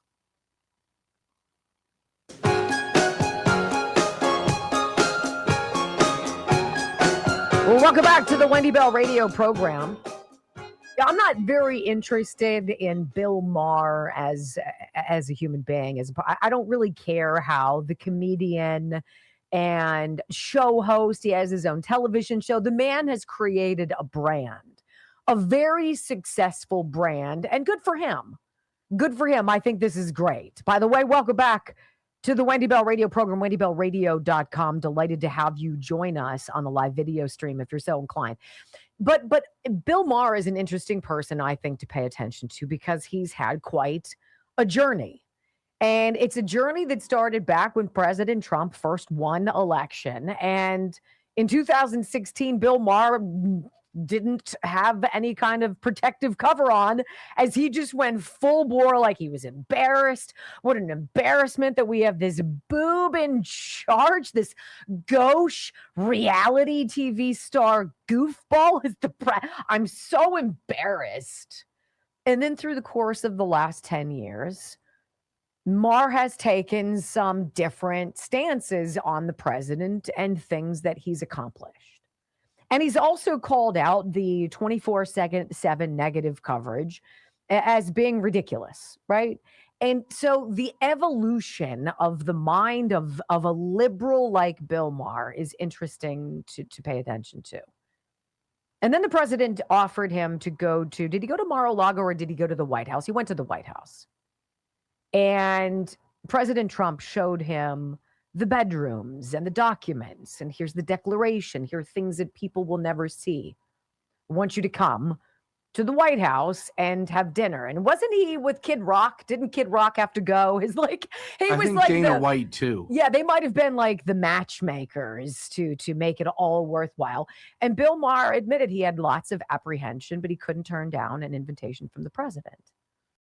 And he comes out of this sit down with a healthy appreciation that he and Trump are going to disagree on an awful lot of stuff, but that wasn't the man who the media make him out to be. And the left went haywire on Bill Maher. You're not allowed to have your own experience, right? You're not allowed to have your own perspective. It is one way, and that is the only way. And so they turned on him, and he was like, screw you. This is what I do. You can watch or not. Well, he apparently, Maher, was awarded last week with something called the Mark Twain Prize. And the prize itself is for American humor. It's an honor presented during a ceremony at the John F. Kennedy Memorial Center for the Performing Arts annually. And it's named after, I guess, the 19th century writer Mark Twain. Okay, so he gets this award, wonderful stuff. And ABC News' Jonathan Karl sits down with Bill Maher to have a conversation with him. By the way, Trump needled the Kennedy Center and all this stuff, of course, the Memorial Center, wanting to put his name on everything. But I think Trump had to probably sign off on him getting this Mark Twain award. Maybe not, but I think he probably did. So Bill Maher sits down with Jonathan Karl and he starts talking to him about this and that. And I think it's a very interesting perspective because Bill Maher is able to, as an avowed leftist, drop the hammer on this very concerning plunge to the left towards communism. And he has a couple audio sound bites that I think are worthy of review. And he says, look, Democrats have been overrun, absolutely overrun by nut jobs. They're just too cowardly to stop it. Literally, that is what Bill Maher says to Jonathan Karl on ABC News. Listen. That's what I love about those Republicans. The first thing I said to him was, it's so odd, isn't it, that I didn't vote for you. Yeah. And yet you guys come to the show and take your beating like a man. Yeah. The Democrats don't come. And yet they got my vote. It's just odd, isn't it? Yeah, why is that? So what is that all about? I mean, you get some Democrats. Democrats are cowardly. Yeah. They're cowardly. Their party is being taken over now by, every day I hear about a new, very radical I feel very good about like 10 whenever years ago. Like I did lose fans because, I wasn't going to go along with some of this crazy stuff on the left too. I didn't change really on what I thought about the right, but just I can't sit and just not notice stuff, which people seem to want to do because it's all about my team or your team. But yeah, there's some crazy stuff. When we're cheering for the Intifada, I gotta cut. I'm out. He said their party, speaking about Democrats, their party, as though he's not affiliated with the left. It's an interesting line of conversation. And he says he's just as critical of the, quote, far right, though I think the lion's share of what Bill Maher says that's critical of conservatives is ill-placed. And it's just a matter of not knowing and surmising. See, Trump asking him to come to the White House, that cuts through all the noise. It's like him starting Truth Social. It cut through the media. Now he's got a direct line to you to tell you so that you decide what you think. That's what he did to Bill Maher. You come. You have dinner with us. Let's chat. Let's air our grievances, if you will. And then Bill Maher said this to Jonathan Karl. This socialism thing on the left, it isn't just some fringe occurrence. It's not just some transitory trend. It's not something we can revise in the next quarter. It is a movement, and it is scary. True. So you want to see Democrats win in the midterms? Absolutely, and they will, because it will still be a referendum on Trump. So I think the Democrats will do very well in the midterms. 2028 is a different story, because by then, this wing of the party, this new wing with all the energy, and it's not just a few people anymore. Every day I read about a new person in some Colorado and Wisconsin, somebody who is saying some variation of not defund the police, abolish the police. No prisons, no police. Like, what world do they think we could possibly live in under these conditions? It's just a level of nutty that I'm so glad that whenever it was, I was like, no, I'm not going along, because this is where it ends. Could you see yourself voting for J.D. Vance? Yes. If this is the Democratic side, yes. Yes, I could see myself voting for J.D. Vance, and he said so, right? My vote is in play. I don't know what I want to do. See, I have to ask somebody like Bill Maher, you're not stupid.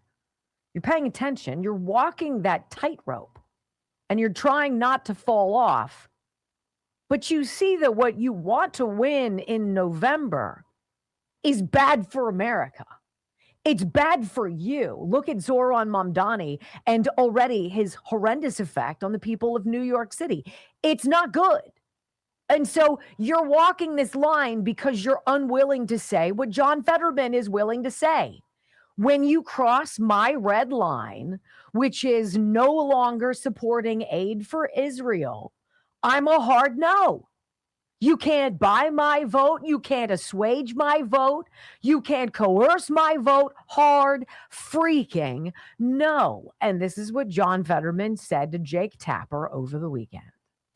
And if that becomes the Democratic platform, that we will now ever vote for any aid and will turn our back on Israel, then that makes me to make that decision as really what a Democrat should stand for, or being a part of my party for me. Now, Jake, I've said this, that if I change my party spontaneously right now, my views and my votes aren't going to change. It's really more of a statement how, and if you look at the kind of people that are winning our primaries, their centerpieces of their campaign is anti-Israel kinds of rhetoric, whether it's in my state or it's whether in New York City and what's happening in Colorado now too.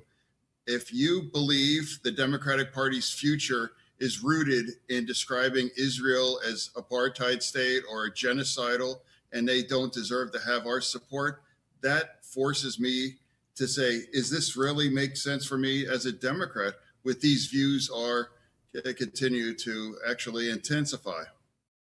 Which is something I find very impressive and necessary about John Fetterman. I don't vote the way he does, but he cannot be bought. There is no way China comes to John Fetterman with bags of money and says, hey, if you just blah, blah, blah, we'll give you all of this money. If you just crap on Israel, if you just sell out that country, we'll give you everything you could possibly want. John Fetterman cannot be bought. Democrats can. The media can. The media have been. The pile-on influence campaign has been bought and paid for. These people are compensated. They'll sell out their country for money. John Fetterman will leave his party on purpose and based on policy. I respect that. Don't have to agree with the guy, but I can respect that. The final clip in this segment, he says, look, he tells Maria Bartiromo on Fox, Democrats have a plan, right? And the plan is to shut down the government right before the midterms, to shut it all down. He's like, this would be the third shutdown in less than a year. I'm so over that. If you cannot win with policy, with people, with conversation, and you've got to punish the people of America, I'm out. Shutdown. Now, that would put me at odds, with the Democratic Party. I will never vote to shut our government down. We have to find a better way. That's a core responsibility. And now the reasons why we shut our government down, whether it's healthcare or reforms with ICE, neither of those ever happened. So it's a loser for American. And now I know there are my colleagues that don't want to do these things, but I'll stand up to the party and say, this is wrong to do that. So that's the situation. And I'm very disappointed that would be the third shutdown in like 9 months. That's insane. It's insane. The Democrats have become the party of childish behavior. We're not going to cover the president's speech. We're not going to come to the table and negotiate. We're not going to show up at your hearing on fraud and abuse. We're just not going to be here. We're not going to hear your cases. We're not going to engage in any kind of meaningful dialogue because that's how we roll. What a bunch of brats. Somebody needed to slap these people a long time ago. John Fetterman's feeling like, I've got a pretty big hand. This is where we are. I'll speak for America. And I'll say I hated the Democrats' lies long before they became communists. Lies about Russian collusion, about Hunter's laptop, about Joe's cognitive collapse that wasn't, about all the lies about COVID. All the lies about the jab, lies about January 6th, about the insurrectionists. They lied about the Dobbs decision, about the Democrats' wide open border. They lied about a stupid Chinese spy balloon, for God's sakes. But it's President Trump that you cannot listen to and trust. I got it. John Fetterman, you keep doing you. You keep doing you. When we come back on the Wendy Bell radio program, asking for a friend, if Fetterman switched to the GOP, but he still voted Democrat all the time, right?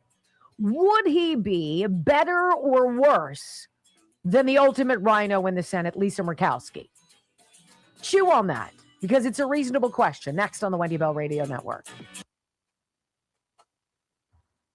Here's my line. You cannot buy me. You cannot bribe me. You cannot bully me. You cannot fake news me out. You can't smoke me out.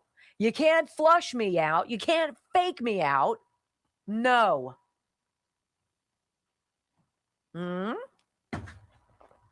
Interesting. Kelly Morgan, this is it. We've got 10 days, 11 days until the end of this $99 special for you guys. $99 is the flat fee for you to join the 90 Ignite weight loss and exercise program that Kelly has created. Now, the normal program is more involved because you get one-on-one communication with Kelly or her team. this way, and it's only for the Wendy Bell Radio family, and it's good through the end of the month. You pay $99. You're going to go get some blood work done. Kelly is going to analyze your blood work, be able to deduce things that you need to not be eating, which are hamstringing your weight loss plans. Once she gets your results in, she can figure out how your blood looks. She can create a meal plan for you, which she will do. And she'll also give you access to all of the exercises that she recommends with her 90 Ignite clients. And so there's going to be activity involved with this too, right? Got to exercise. Got to get up and move. $99. The only thing you're not going to get is that back and forth with her. If you want that, that's called 90 Ignite. And this is how you can get involved in a 3-month program to dramatically change your body.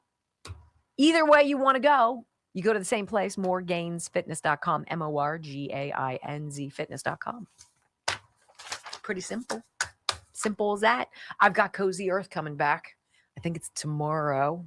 Cozy Earth coming back. So if you need some new sheets, you want a comforter that's fabulous. How about some pillows? I'm going to drop it on you. Details, cozyearth.com. Love them. Let's see how you guys are doing. What do you guys think of Sean? 1.97, almost at 2,000 rumbles. Thank you. Thank you for that. We're at 5,000. 5,000 here on the show. Thank you for being here. If you're kind of following, you stumbled upon us, we are a radio show. 5 days a week, noon until 3 Eastern until August 17th. And then we're switching, going early because we're on a couple dozen radio stations live at that time. Super excited about that. So we'll be switching Monday, August 17th to 10 to 1 Eastern time, 10 a.m. So I hope you're joining us. Let's see what you guys are chatting about. Let's see. We had 224 comments. Thank you. So who would you guys, Fetterman must stay Democrat. We need a common sense person in the Democrat seat. The Democrats. He's going to lose. They're not going to give him any money. Mm-hmm. So he's got to go somewhere. The fear is he runs as an independent and splits the vote. And hopefully people who are Republican vote Republican. Mm-hmm.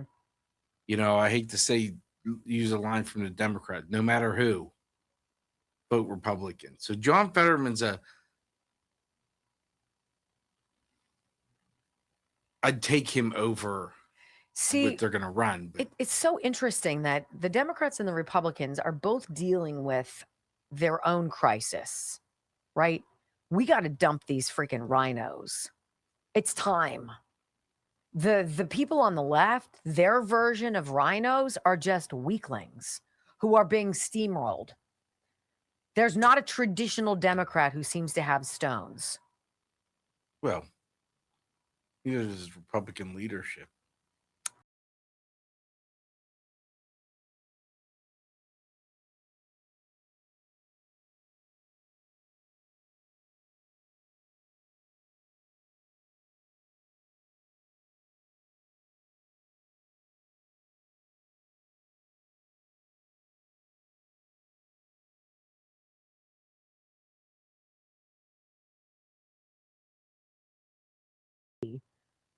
God, is she a piece of work? Writes an opinion piece in Wall Street Journal. Why I'm voting against the Save America Act. I'm going to read you a couple sentences, right?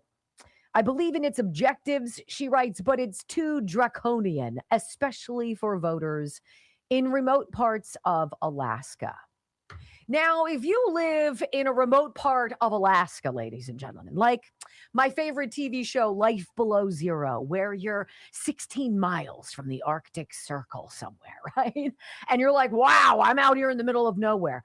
Are you super duper involved in the entire government process, or are you off the grid to get the hell away from it?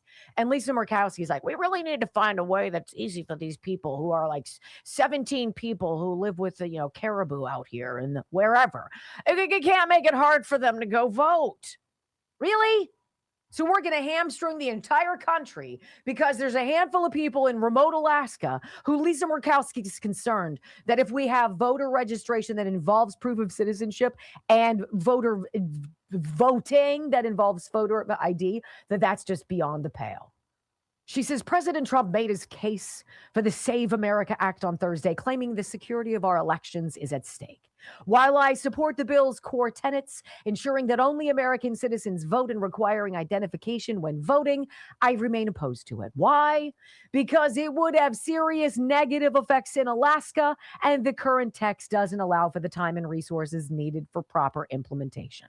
So if you're an 18-year-old living in Savunga, it's a remote island in the Bering Sea, who wants to register to vote for the first time, if the Save America Act passed, your only option would be to buy a ticket on Bering Air to Nome, which runs about $780 round trip.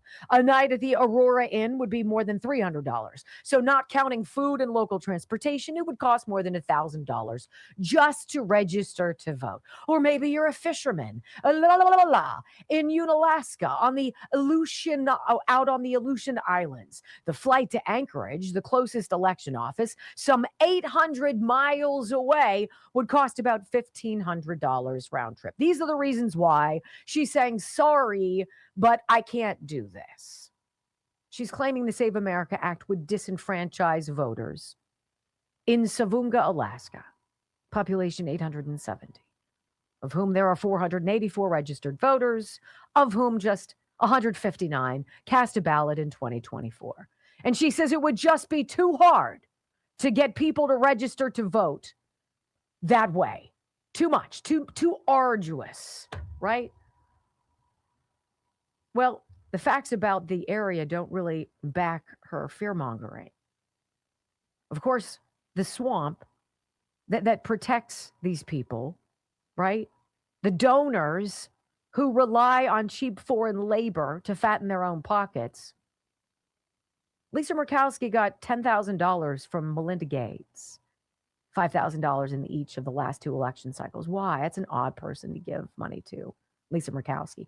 Lisa Murkowski got $66,000 in PAC money from John Cornyn, the rhino of all rhinos. And it was so weird that Lisa Murkowski lost in 2010.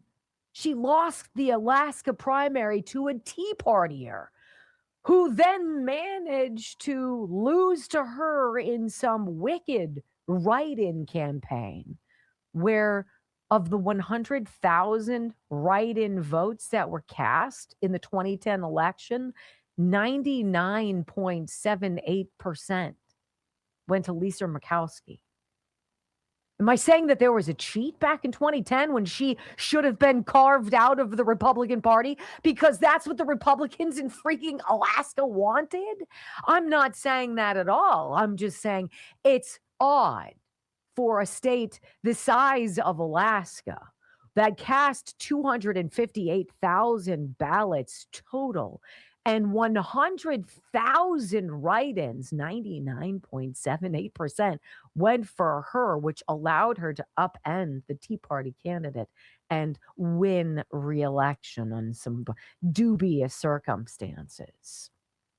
Does that make you feel a little uncomfortable? It makes me feel uncomfortable, especially hearing Sean Parnell's story about that late night ballot dump. Sort of makes me feel a little bit for Spencer Pratt, who was in second place before all these people from Skid Row just happened to write in and wish for a mail-in ballot for Nithya Raman. There's got to be an easier way to get rid of Republicans who suck.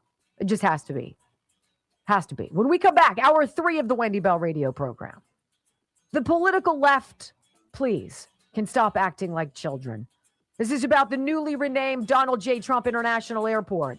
Oh my, next. I think Spencer Pratt and Nithya Raman, I think the biggest thing is that they voted themselves a 5% tax increase.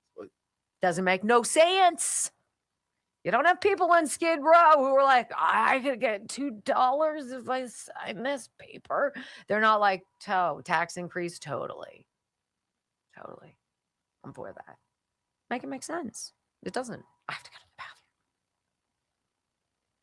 You got things under control? I'll handle it.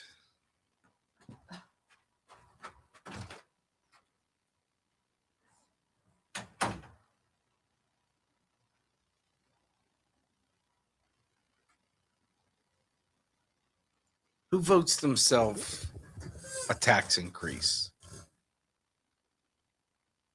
Even Democrats aren't that stupid. They're yelling about affordability, yet they vote themselves a tax increase. Got it. Makes total sense.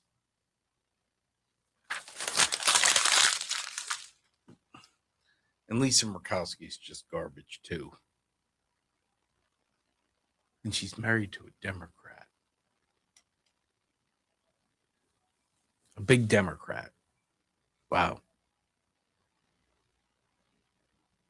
Can't write this stuff. You just can't write this stuff.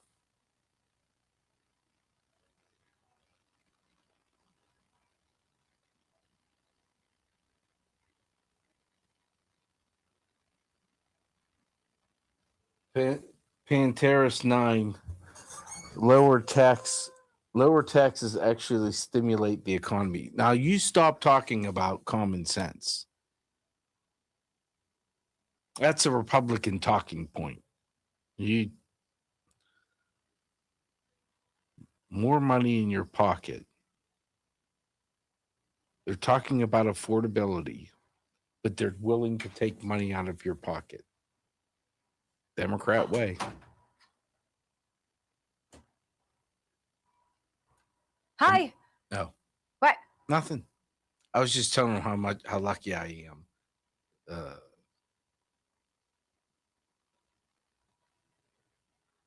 I can listen faster than you can You're talk. not What was buying that? it? No.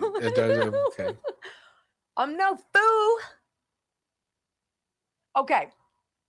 So we got a question last week from somebody. Not a question. A listener was very upset that I was promoting what they believed to be semaglutides, this GLP product. And I was like, no. See, Juvenon's product that says GLP-1 Gold on it. That's not what it is. It supports you as though you were taking a weight loss injection, but it's not like that at all. It's got ingredients that are known to connect your brain and your belly so that you stop eating so much. This is ingredients that basically stop you from eating so much. It's not a semaglutide. It's not one of those ingredients. It's not it's not big pharma. That's not what this is. Bloodflow7.com/Wendy, however, is where you're going to find the #1 weight loss supplement from Juvenon, available for 30% off. In addition to everything in the store for our audience. Again, this is one of those inexpensive vis-a-vis the shots. I think this is $30 for a month, something like that. $34. I don't even know what it costs now, but it's affordable for you to try something that people have had phenomenal weight loss success with. So if you haven't moved the scale in a while, if you've plateaued, if you're feeling like you're not able to do it without a little bit of help, how about healthy help that isn't going to hurt you in the long term? GLP-1 Gold, bloodflow7.com/Wendy. I believe in them. I believe in them very much. Very, very much. This is just the most ridiculous story. I'm just going to say. Followed up by another ridiculous story. Ooh. The soundbite.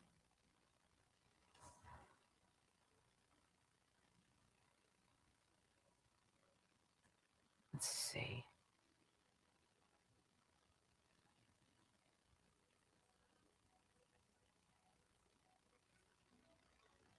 Yeah, I was just having a formatting issue. So this is the political left. Okay, the soundbite. Oh my goodness.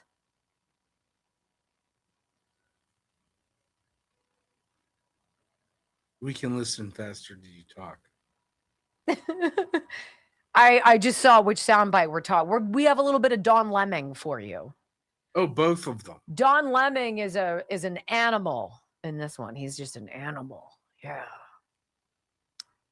They want to fight. But they're not lying. I would pay for it. You know what? I'd want to do the play-by-play. I would pay for it too. I would pay for it too. Would you guys love to see Don Leming take on what? A conservative? Who's he talking about? Him, Don Leming, and Harry Sisson.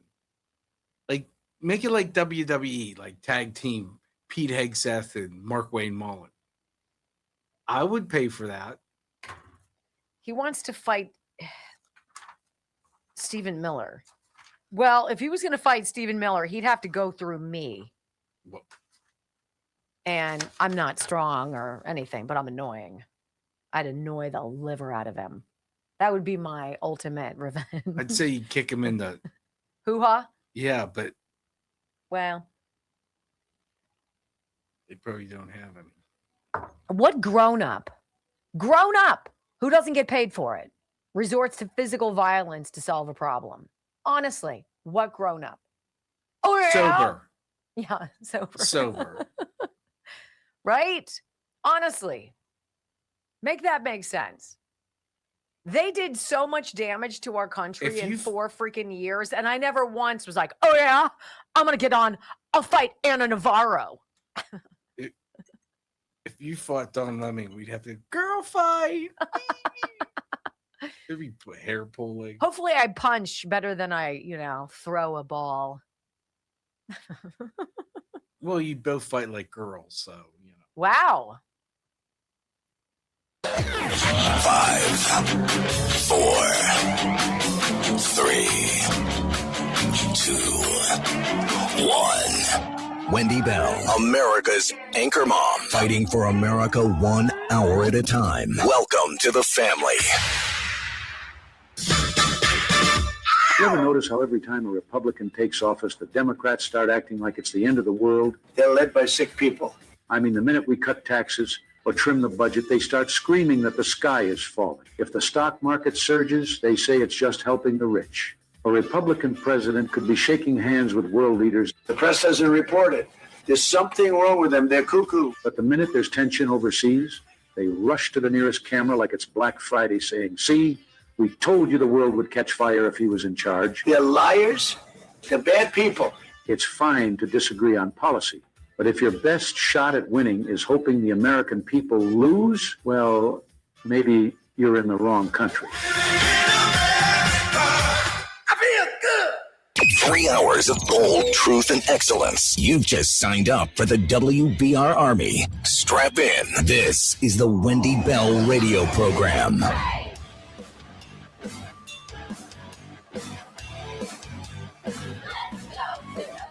Welcome back. Hour number 3 of the Wendy Bell radio program is live, and it is a delight to be with you. What a great new open our voice guy, Kelly Pigeon, put together, but it's true. It's like every single reaction, every single action and reaction by the left is the wrong one. It's bad for you. It's bad for your bottom line. It's bad for your children. It's bad for democracy. It's bad for everything. And they try to sell it to you as though this is the best thing we can do. And the frustration and the childishness on the left is how I likened the way Argentina played that game yesterday. Maybe not childishly, but Argentina played not to win, but to not lose. And there's a difference. I want to win. I want to win every day. I want to win twice on Sunday. I want to win when people don't think we're going to win. I don't want to win just for me, for my party, for my family, for white people, for conservatives, for chicks or what. I want all of us to win, all of us to work on the same team and do this together. And you can't, because there's something diagnosably wrong with some people on the left. It's not everybody. But there is a faction of the Democratic Party that is before it's crossed over into the bridge to communism, but it's on the path.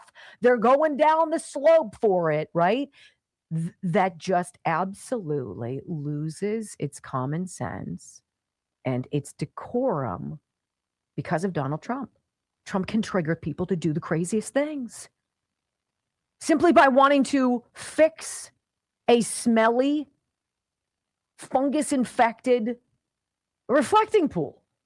And President Trump says, let's drain it. Let's fix the damn thing. We're losing hundreds of millions of gallons of water. It's ridiculous. This is supposed to be a beautiful monument to this country, and it sucks. Let's fix it. And they went haywire. He goes to what? The Kennedy Center, and he's like, hey, this is over budget, like by millions upon millions of dollars. The elevator doesn't work. The chairs don't work. Let's fix it. We need to restore. Let's have some respect. They went bananas. What? And then all of a sudden, it's a packed house, and they're bringing people back in again. He goes into Washington, D.C. The president does. And we've heard, he's even said this. He's driving along in the Beast on his way back to the White House from being here or being there. And the president sees graffiti or lights on a bridge that don't work. And he tells his people, you've got to go fix that. Go fix that. We're going to plant flowers. We're going to pick up the garbage. We're going to get rid of the human filth that is terrorizing people in America's cities. And we're going to make America beautiful again, safe again, enjoyable again, clean again. And the left, even if it's their own neighborhood, they can't stand it. They'd rather live in putrescence than give credit to an administration that simply was elected to do something well for a change. Make America great again. That's the job. It's a big job. It's a bigger job when you've got the media hammering you all the time. This is a hilarious story. It's sad. So Palm Beach International Airport has just been renamed the President Donald J. Trump International Airport. It's a beautiful gesture, right? Joe Biden got some sleepy expressway, whatever presidents get what they have. Barack Obama got some concrete nightmare for his library. Trump got an airport named after him. It's his airport. Okay, great. Did you know that there's some passengers for United who didn't realize that when they had booked their reservations before the name change of the Palm Beach International Airport to his name, they didn't realize. And then they go online and they're like, what? We're going to fly in where? I can't fly into some Trump International Airport. Change my flight. Literally, change my flight. Make it less convenient for me, right? And United obliges them. United's like, oh, crybaby leftists, don't worry. We've got you covered. I got to read you the story the way the Gateway Pundit told it because it's hilarious. United Airlines offers free flight changes to avoid landing at newly named President Donald J. Trump International Airport. Company calls internal memo poorly worded after exposure. I'd say so. Here you go. Ready? Imagine this. Imagine disliking Joe Biden or anybody on the left so much. You're like, honey, we're changing our summer travel plans. My husband would be like, you're a wacko. Have a seat. The radical left is having an absolute total meltdown, and corporate America is once again bowing at the altar of woke madness. Oh, United. Just days after Florida officially renamed the Palm Beach International Airport in honor of President Donald J. Trump, United Airlines was caught instructing reservation agents to let passengers just switch flights for free if they don't want to land at the newly named President Donald J. Trump International Airport. First of all, what kind of idiot are you? Right? What kind of example do you set for your children if this triggers you? Maybe this belies the problem we have with parenting and some of these groomed kids on the left. They're screwed. Their parents are as bad as their teachers, apparently, right? According to an explosive internal memo obtained by Live and Let's Fly per Fox Business, apparently it's a website, United Airlines executives actively instructed their reservation agents to give free pass upgrades to anti-Trump crybabies. I can't possibly land there. How embarrassing.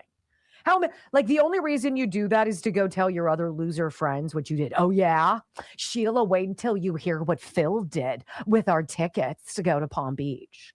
Oh, yeah, they renamed the airport. So we decided we were going to fly in somewhere totally further away and far less convenient. That showed them. You go get them, honey. Said nobody who's a Republican, okay? The leaked memo ordered, don't you like my dreamscapes? A leaked memo ordered agents to use their empowerment. What? United gave its agents the idea they had empowerment to waive fees and to offer no-cost flight changes to Miami or Fort Lauderdale for anybody triggered by President Trump's name. Really? Guidance was explicit. It said this: if a customer does not want to fly to the airport, use your empowerment to offer acceptable alternatives such as Fort Lauderdale Airport or Miami International. Look at the pathetic script United allegedly wrote for their agents to soothe these unhinged leftists. It says, I understand that you'd rather not fly to this airport anymore. Well, we can look at nearby airports like Fort Lauderdale or Miami instead. Is that an acceptable alternative? Or grow the hell up? Honestly. Now, look, I'm not on United's board of directors, right? I get what they're trying to do here, but at some point, can you just say what needs to be said? You're triggered over one man's name has now crossed dangerously into a pathological problem. And we highly recommend that you have an intervention. Somebody needs to assist you if flying into the president's airport is going to be a little too much. So there's that, right? Airline kowtowing to triggered crybabies on the left. But then there's this. Don Lemon has on this Gen Z Democrat influencer liberal guy named Henry Sisson. And Henry Sisson tells Don Lemon on his podcast, however many people watch his podcast, that he wants to fight Stephen Miller. Oh, yeah? I just can't stand these people anymore. I just want to fight them.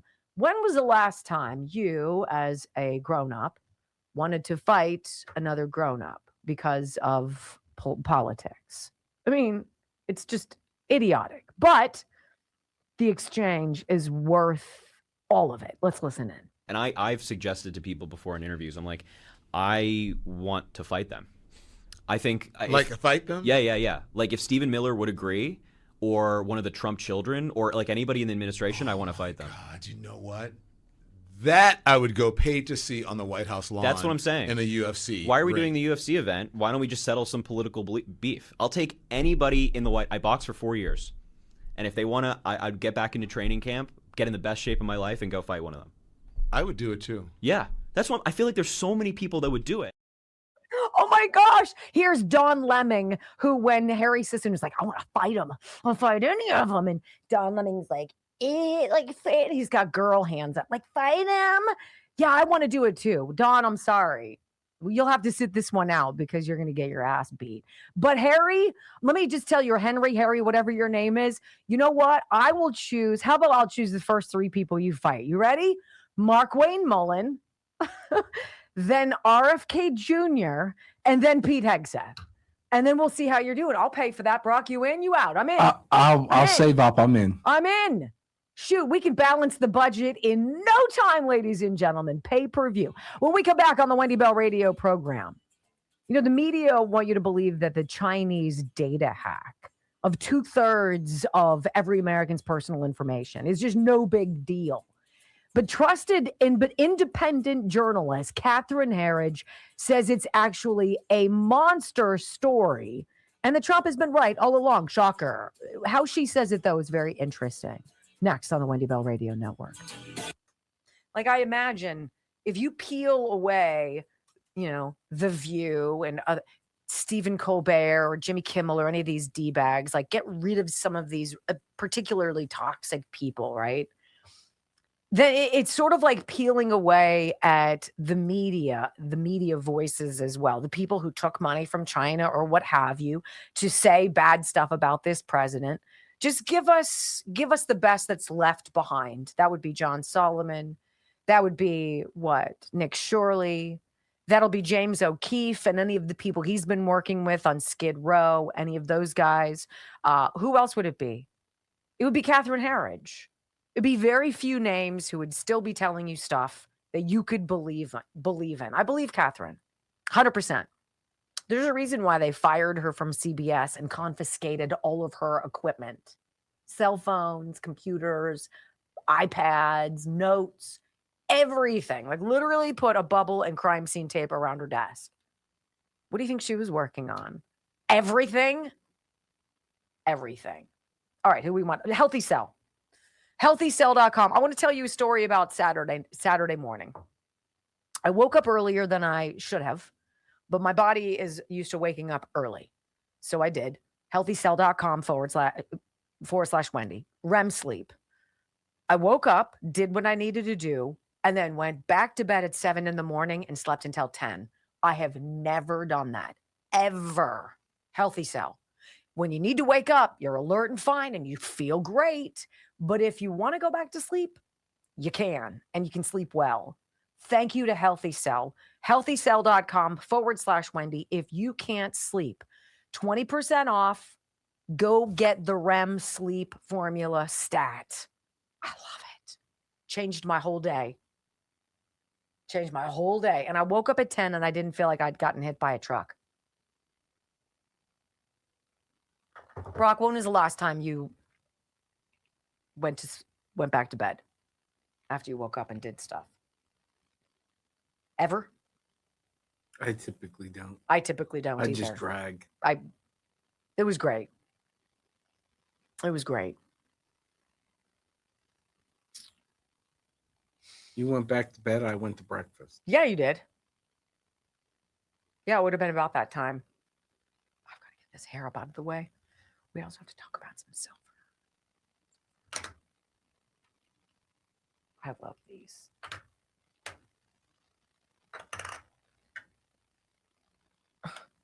Such a great coin. All right, let's see what you guys are doing.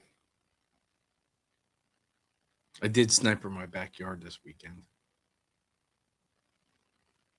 Instead of cutting the grass, I sniper the grass now. Really? Mm-hmm. What does that do? It kills where he goes to the bathroom. Oh. Yeah. Do you like rinse it with water or anything? You just spray it? Well, I spray it. And then we had biblical rains. That helps.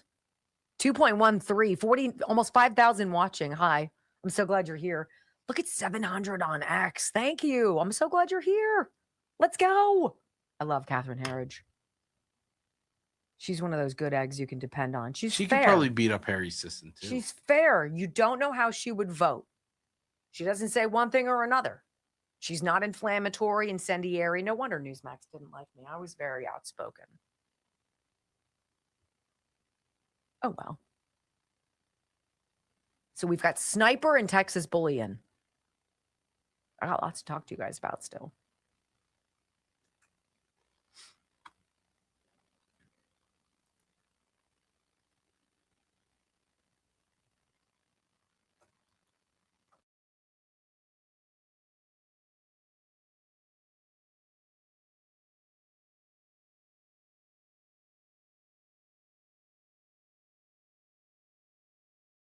Been saying for 6 years, since before the 2020 election, President Trump has warned that China wanted him to lose the 2020 election. China. And it's super interesting that it's China who these documents prove hacked into basically our election and voter registration databases countrywide.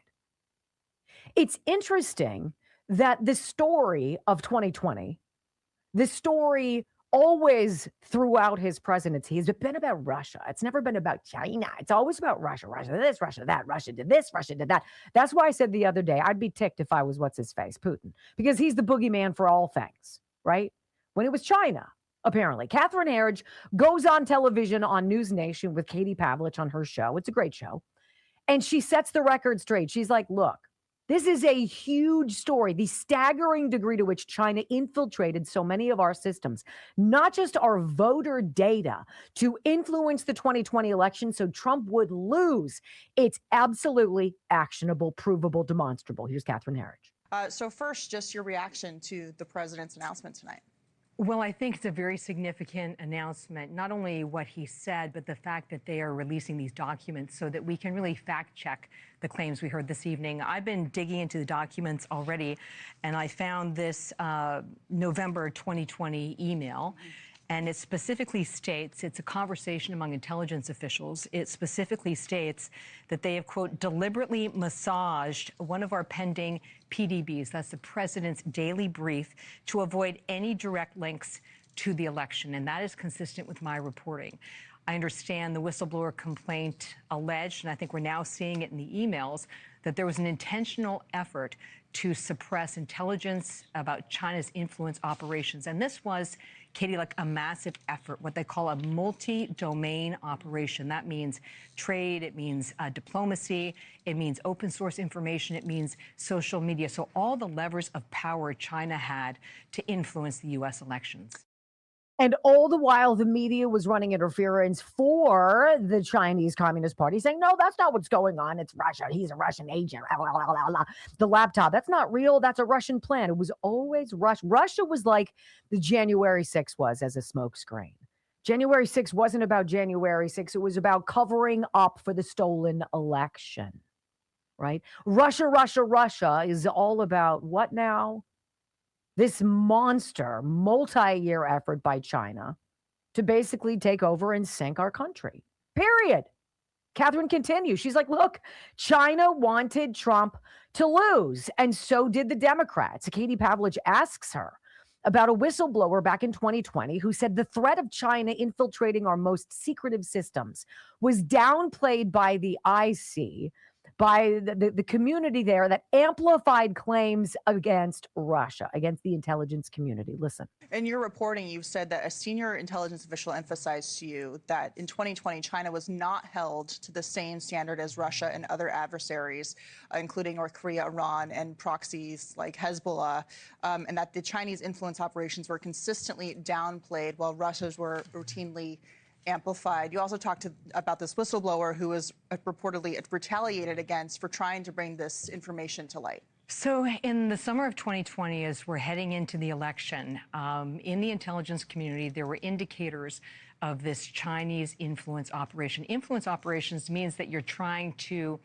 affect the outcome of how people vote or their sentiment about a presidential candidate. It's different than an interference operation, which is penetrating voting rolls and voter systems. And this whistleblower was raising the alarm about the influence operation, and then suddenly it all was suppressed.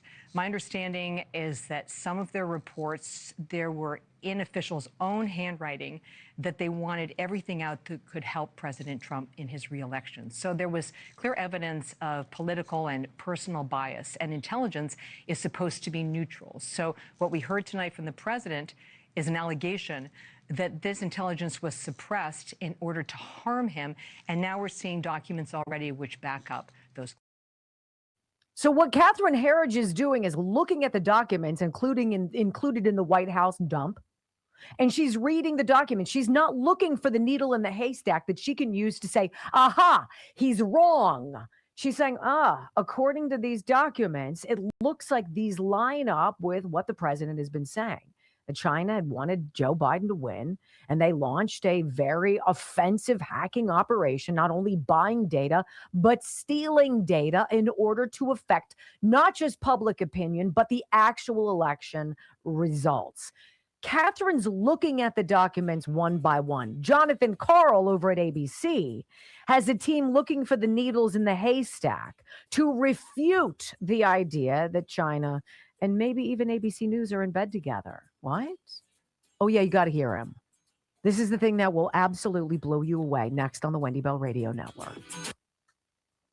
I mean, when Brock sends me something that's 4 minutes long and radio and TV time, that's an eternity. And he's like, you've got to listen all the way to the end. Don't just listen to the first 40 seconds. You got to hear the whole thing because it's crazy. And it is. And it is.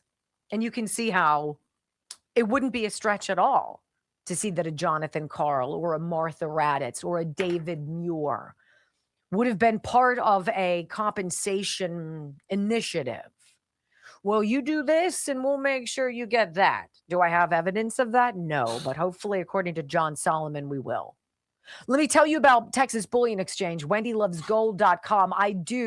I love things, tangible assets I can hold, but I also like assets that I can have into a 401k. If you have a gold-backed IRA, very exciting stuff. If you open one, you are eligible for one of our signed silver 1 ounce coins, signed by me. There are only 25 of these. And this is it's a special account that you open up that if you call 855-927-5557, they'll be able to help you. Ask them, say, hey, how do I get that 6% in free silver that I'm learning about on Wendy Bell's show? And they'll be like, well, and they'll go through it with you. Tangible silver and gold, something that you can physically pass off to people you love, give to your children, give to your grandchildren. It is a great way to fly under the radar of the tax man, I think, right now. It's a wonderful process, wonderful company. WendyLovesGold.com. Buy some gold, buy some silver, ask some questions. I did it twice and it's easy. Easy. I actually asked Brock recently if he wanted me to buy him some gold or silver, and he said no. No, wasn't interested. I don't know. Disinfect with Sniper, guys. Disinfectwithsniper.com. So you had lunch with our mutual friend. No. You did breakfast, rather. Yes. And how was that? Good. Is he pleased? Yes. Of course. Yes.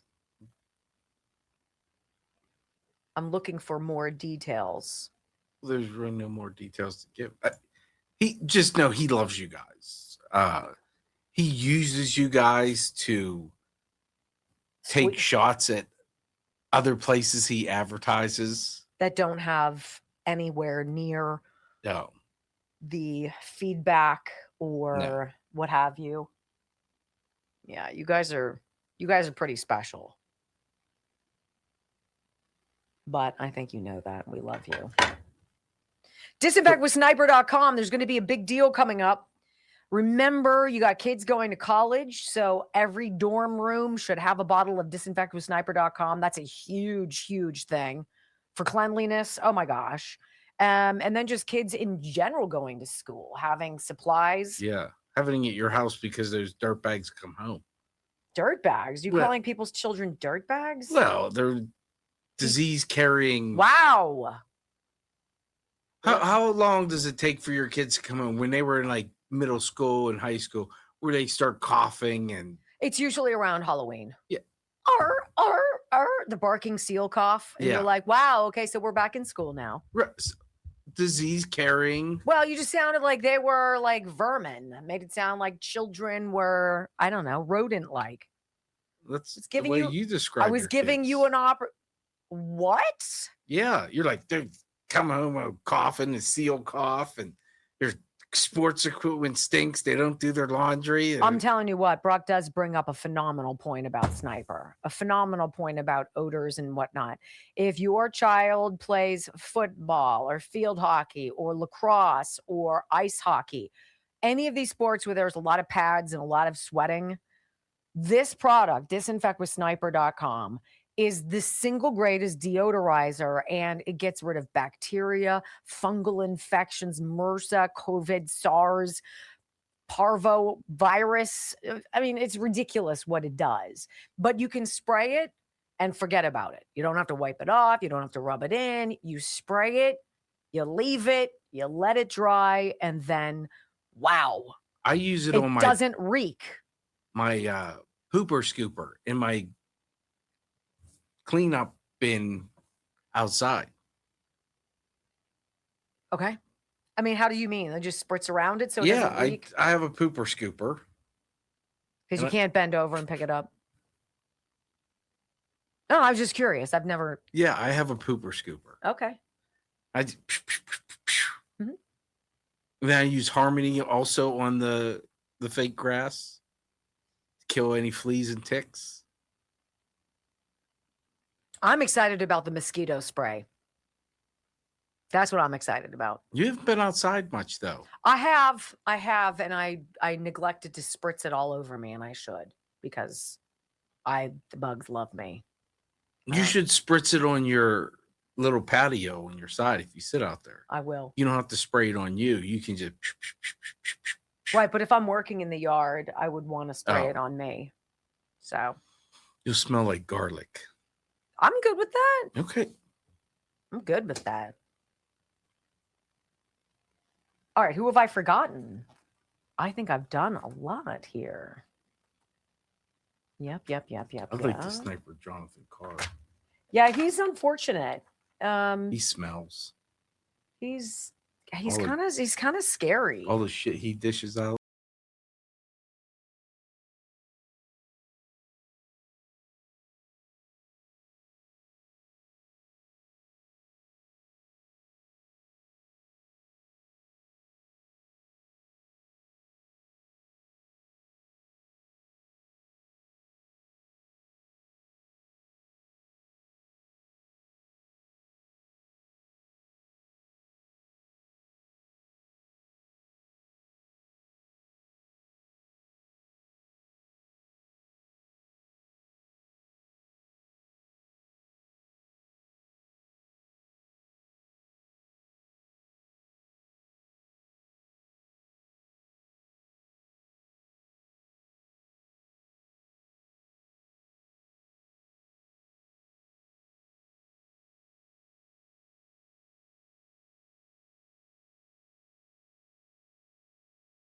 Piggybacking off of a prior segment where independent journalist and fired former CBS News reporter Catherine Herridge fired why again? Because she was doing a deep dive on Hunter Biden's laptop. And she was able to corroborate a lot of the information in it. And they went, I don't think so. And they confiscated all of her materials, her notebooks, her phones, her computer, everything. Why ever would that be? Someone doesn't want the truth to come out much. So Catherine says, you know what? The White House declassified all of these documents. I got them 5 hours before the president's address. I've been going over them, and what I've seen thus far seems to corroborate the president's claim that at least in 2020, the Communist Chinese Party was 100% hook, line, and sinker invested in me losing and Joe Biden winning. And Catherine comes out with Katie Pavlich and says, yes, at my first glance, this seems to corroborate exactly what he's talking about. Now, juxtapose that with Jonathan Karl. Jonathan Karl over at ABC News isn't poring over the documents as an independent journalist. He doesn't care what they say.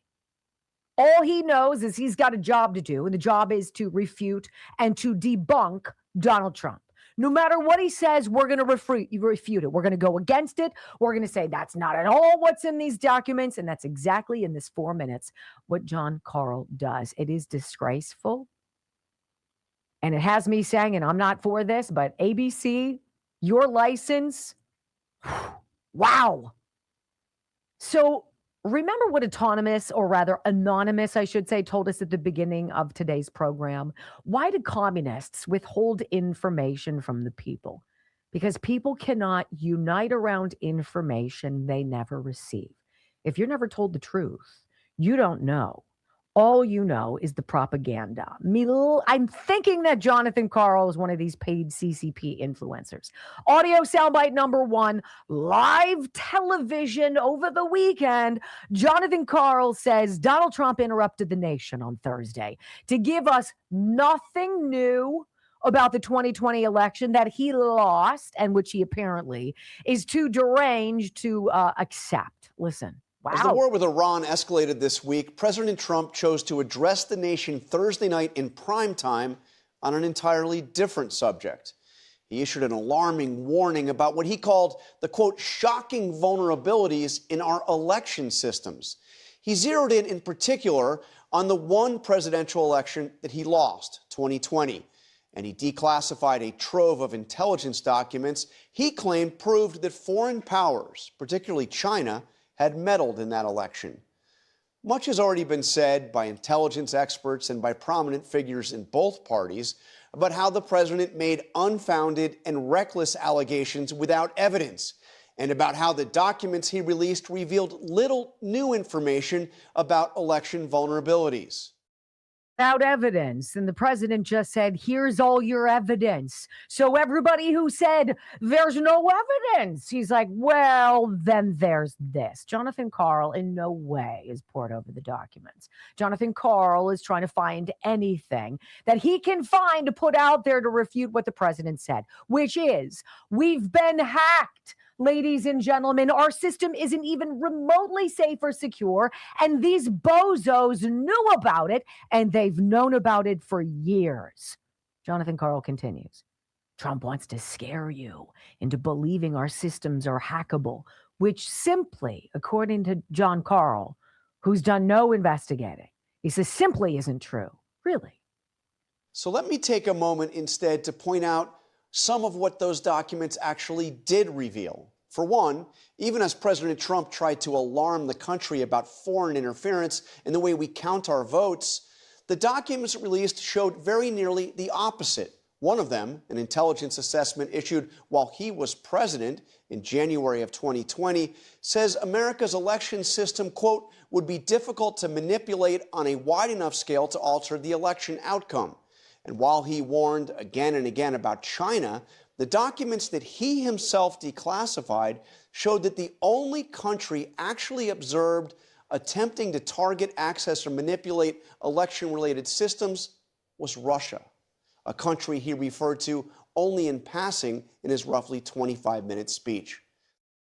Jonathan Karl is trying to run cover for the CCP. At least that's what I'm hearing.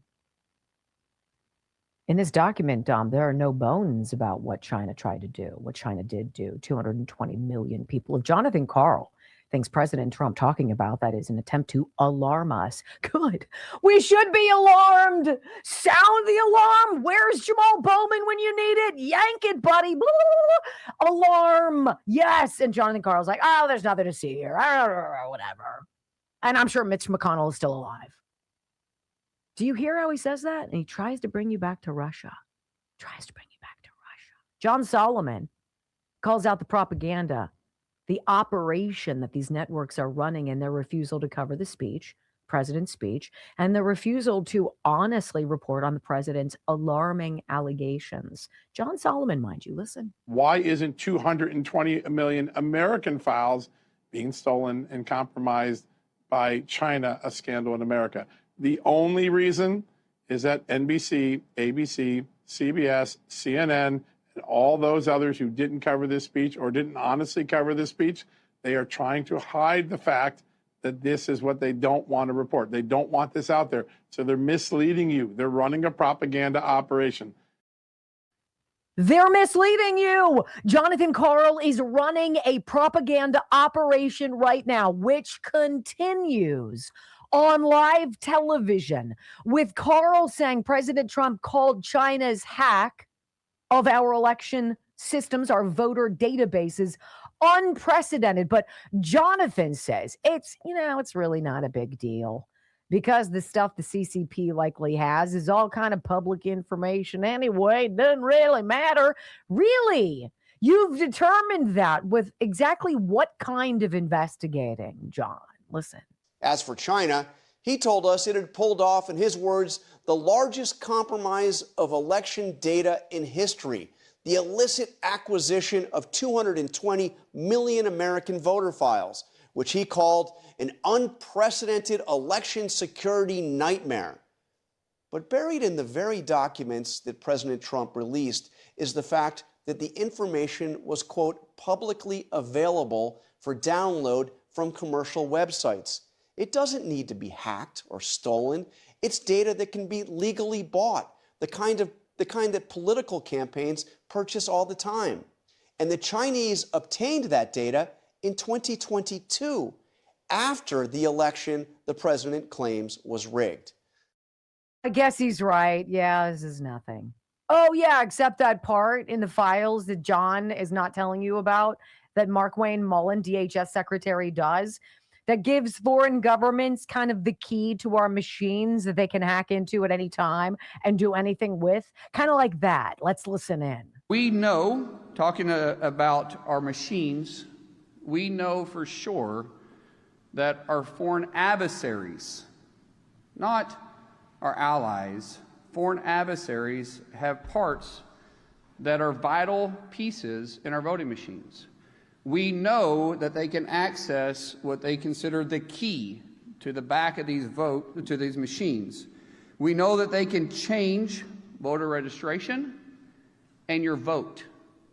We know it's possible. There's not a question. It's not even for debate. Well, it's funny because John Carl has a whole different other side of the story, right? One that John Solomon would call a propaganda operation, which continues. Jonathan Carl says this dump of documents includes warnings from our own community, our own, IC, that foreign governments might claim that they've hacked our systems. How absurd. He's disputing our intelligence community's own unclassified assessments. Listen. But the single most significant thing to me in all of these documents that the president declassified Thursday night was this: an intelligence assessment warning that one of the most damaging things that a foreign power could do is not to hack a voting machine, but to convince Americans that they had done that. As one of the documents Trump declassified warned, quote, adversaries could make wholly fabricated claims that they have compromised all U.S. voting machines. And those claims could introduce public doubts about the validity of the election and undercut public confidence in the election. Think about that. The intelligence community, in the very documents that Trump himself declassified, assessed that one of the most damaging things a foreign adversary could do would be to falsely convince the American people that their elections had been rigged. Oh, so he's not the one who's doing the propaganda operation. It's these other countries. Oh, gosh, thank goodness Jonathan Carl is here to do the Chinese bidding. That's it. On live television, a news hack from one of the three major television networks in America, telling you that Donald Trump has it all wrong and that no one has falsely claimed our elections are rigged more than Donald Trump. This is what you get when you turn on your television, and it happens to be on ABC. Now, what's more dangerous? China doing it or American media covering it up and telling you you're wrong?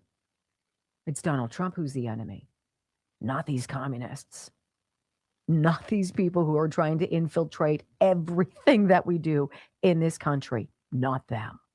Look, the CIA knew in 2018 that the CCP was working to prevent Trump's reelection.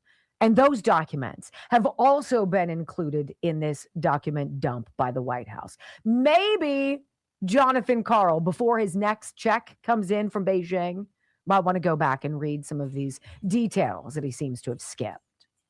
That is a clear and present danger to America. That man, what he just did. On the flip side, how about something beautiful to end today's program? A beautiful comment from the head of FIFA thanking the president for a fantastic World Cup and a performance that you deserve. Next on the Wendy Bell Radio Network. It's so dangerous. Here's Jonathan Carl going like this, right? It's not us, it's them. It's not me, it's you. It's not what's going on. Trust me. You can trust me. And yet we're like, we've never trusted you, you big fat turd. You know? Remember when the president, he said, called him to make sure he was okay? At the White House Correspondents' Dinner, Trump was like, why would I call him? I didn't call him. I didn't call anybody. Remember he said I was just reaching into the water and I don't see anything in the reflecting pool? He is a deep state, compromised. What would you call that? Well, what do you call an agent of a foreign government? Traitor. A traitor? I don't think it's a spy necessarily. It's an agent. It's an agent. That's a dangerous effing agent. It pisses me off. It was not, see, this is why I like John Fetterman. How much time do I have? You have 3 minutes. I've told this story before about working in television here in Pittsburgh, and the station I worked at was doing a story, an hour-long special on war. And I did a story on a family whose son died. And I reached out and they invited me. He died after the war. He was in Afghanistan. And they invited me in to do a story, like literally on people coming through and grieving and right next to his body and being at the funeral and all this stuff. The station had caught wind that the young man died of a drug overdose and not because he took his life because he was so upset. It was a drug overdose. So they were going to change the whole story and they were going to run out there and say this guy committed suicide because he OD'd, and it was going to completely change the fabric of the story. And this family had welcomed me in, and I was like I can't do that. So I told the family, and this probably is what cost me my job. I told the family, you're going to get blindsided. They plan on dropping a detail about you and your son, that he was involved in drugs, and I couldn't prove anything. There was nothing provable. And they're going to run with this and say that he likely overdosed and blah, blah, blah. And I was like, call them and rescind your approval for this story. I had spent 2 days on this story. It was beautiful. And I had to eat it, and I couldn't put out a story for this man and this family and these allegations and blah, blah, blah. And so I pulled the plug on it. I, at that moment, knew I didn't want to do it anymore. Did they know you pulled the plug? Probably. I didn't tell them. And I mean, I asked the guy to not say that he learned from me. But I think that was probably maybe the beginning of my end. Because I'm like, I'm not going to deceive a family that welcomed me into their son's funeral and then drop a line in there and be like, well, he was a druggie and he did this or that. I don't even know what the allegation was. It was something about drugs and that he had overdosed or something. And it was going to be a very negative. And I was like, nope, I don't want to be a part of that. It felt very aha, gotcha. And I'm like, I'm not an aha, gotcha guy. Well, it's false pretense. I don't do that. It's my name. It's my face. No, when I pretty much knew I was done. That was a big one. That was a big one. I'm like, no. I couldn't do it. No, you have what we call integrity. I mean, like, it was basically, Brock's right, totally fake, false pretenses. So they would go out thinking they were getting one thing and they were going to get,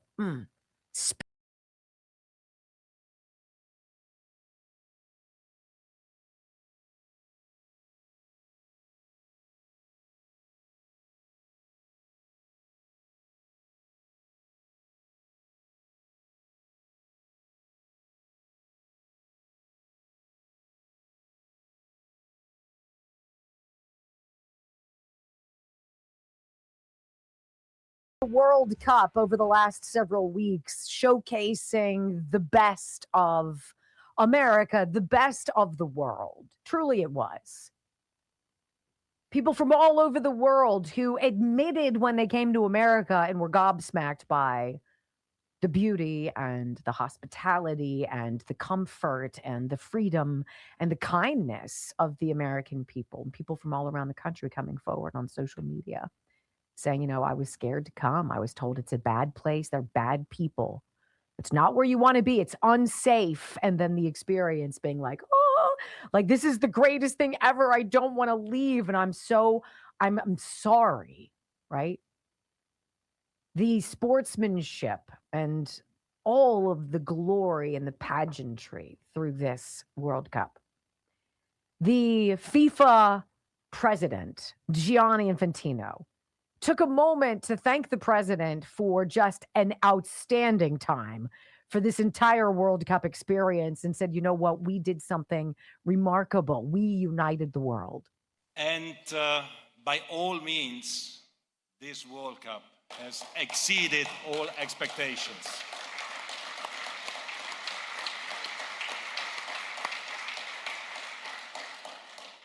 full stadiums, 7 million people in the stadium, tens of millions in the cities in America, in Canada, in Mexico, billions in front of their TV, everyone enjoying the game with happiness, with joy, with peace, and the American dream, Mr. President, came to reality. We united the world. We united the world. We united the world. I think in many degrees that is absolutely correct. But I wanted you to enjoy this gentleman. He's called America's tenor, and his name is Christopher Macchio. And he sang yesterday at the World Cup final, America the Beautiful, and it is just magnificent.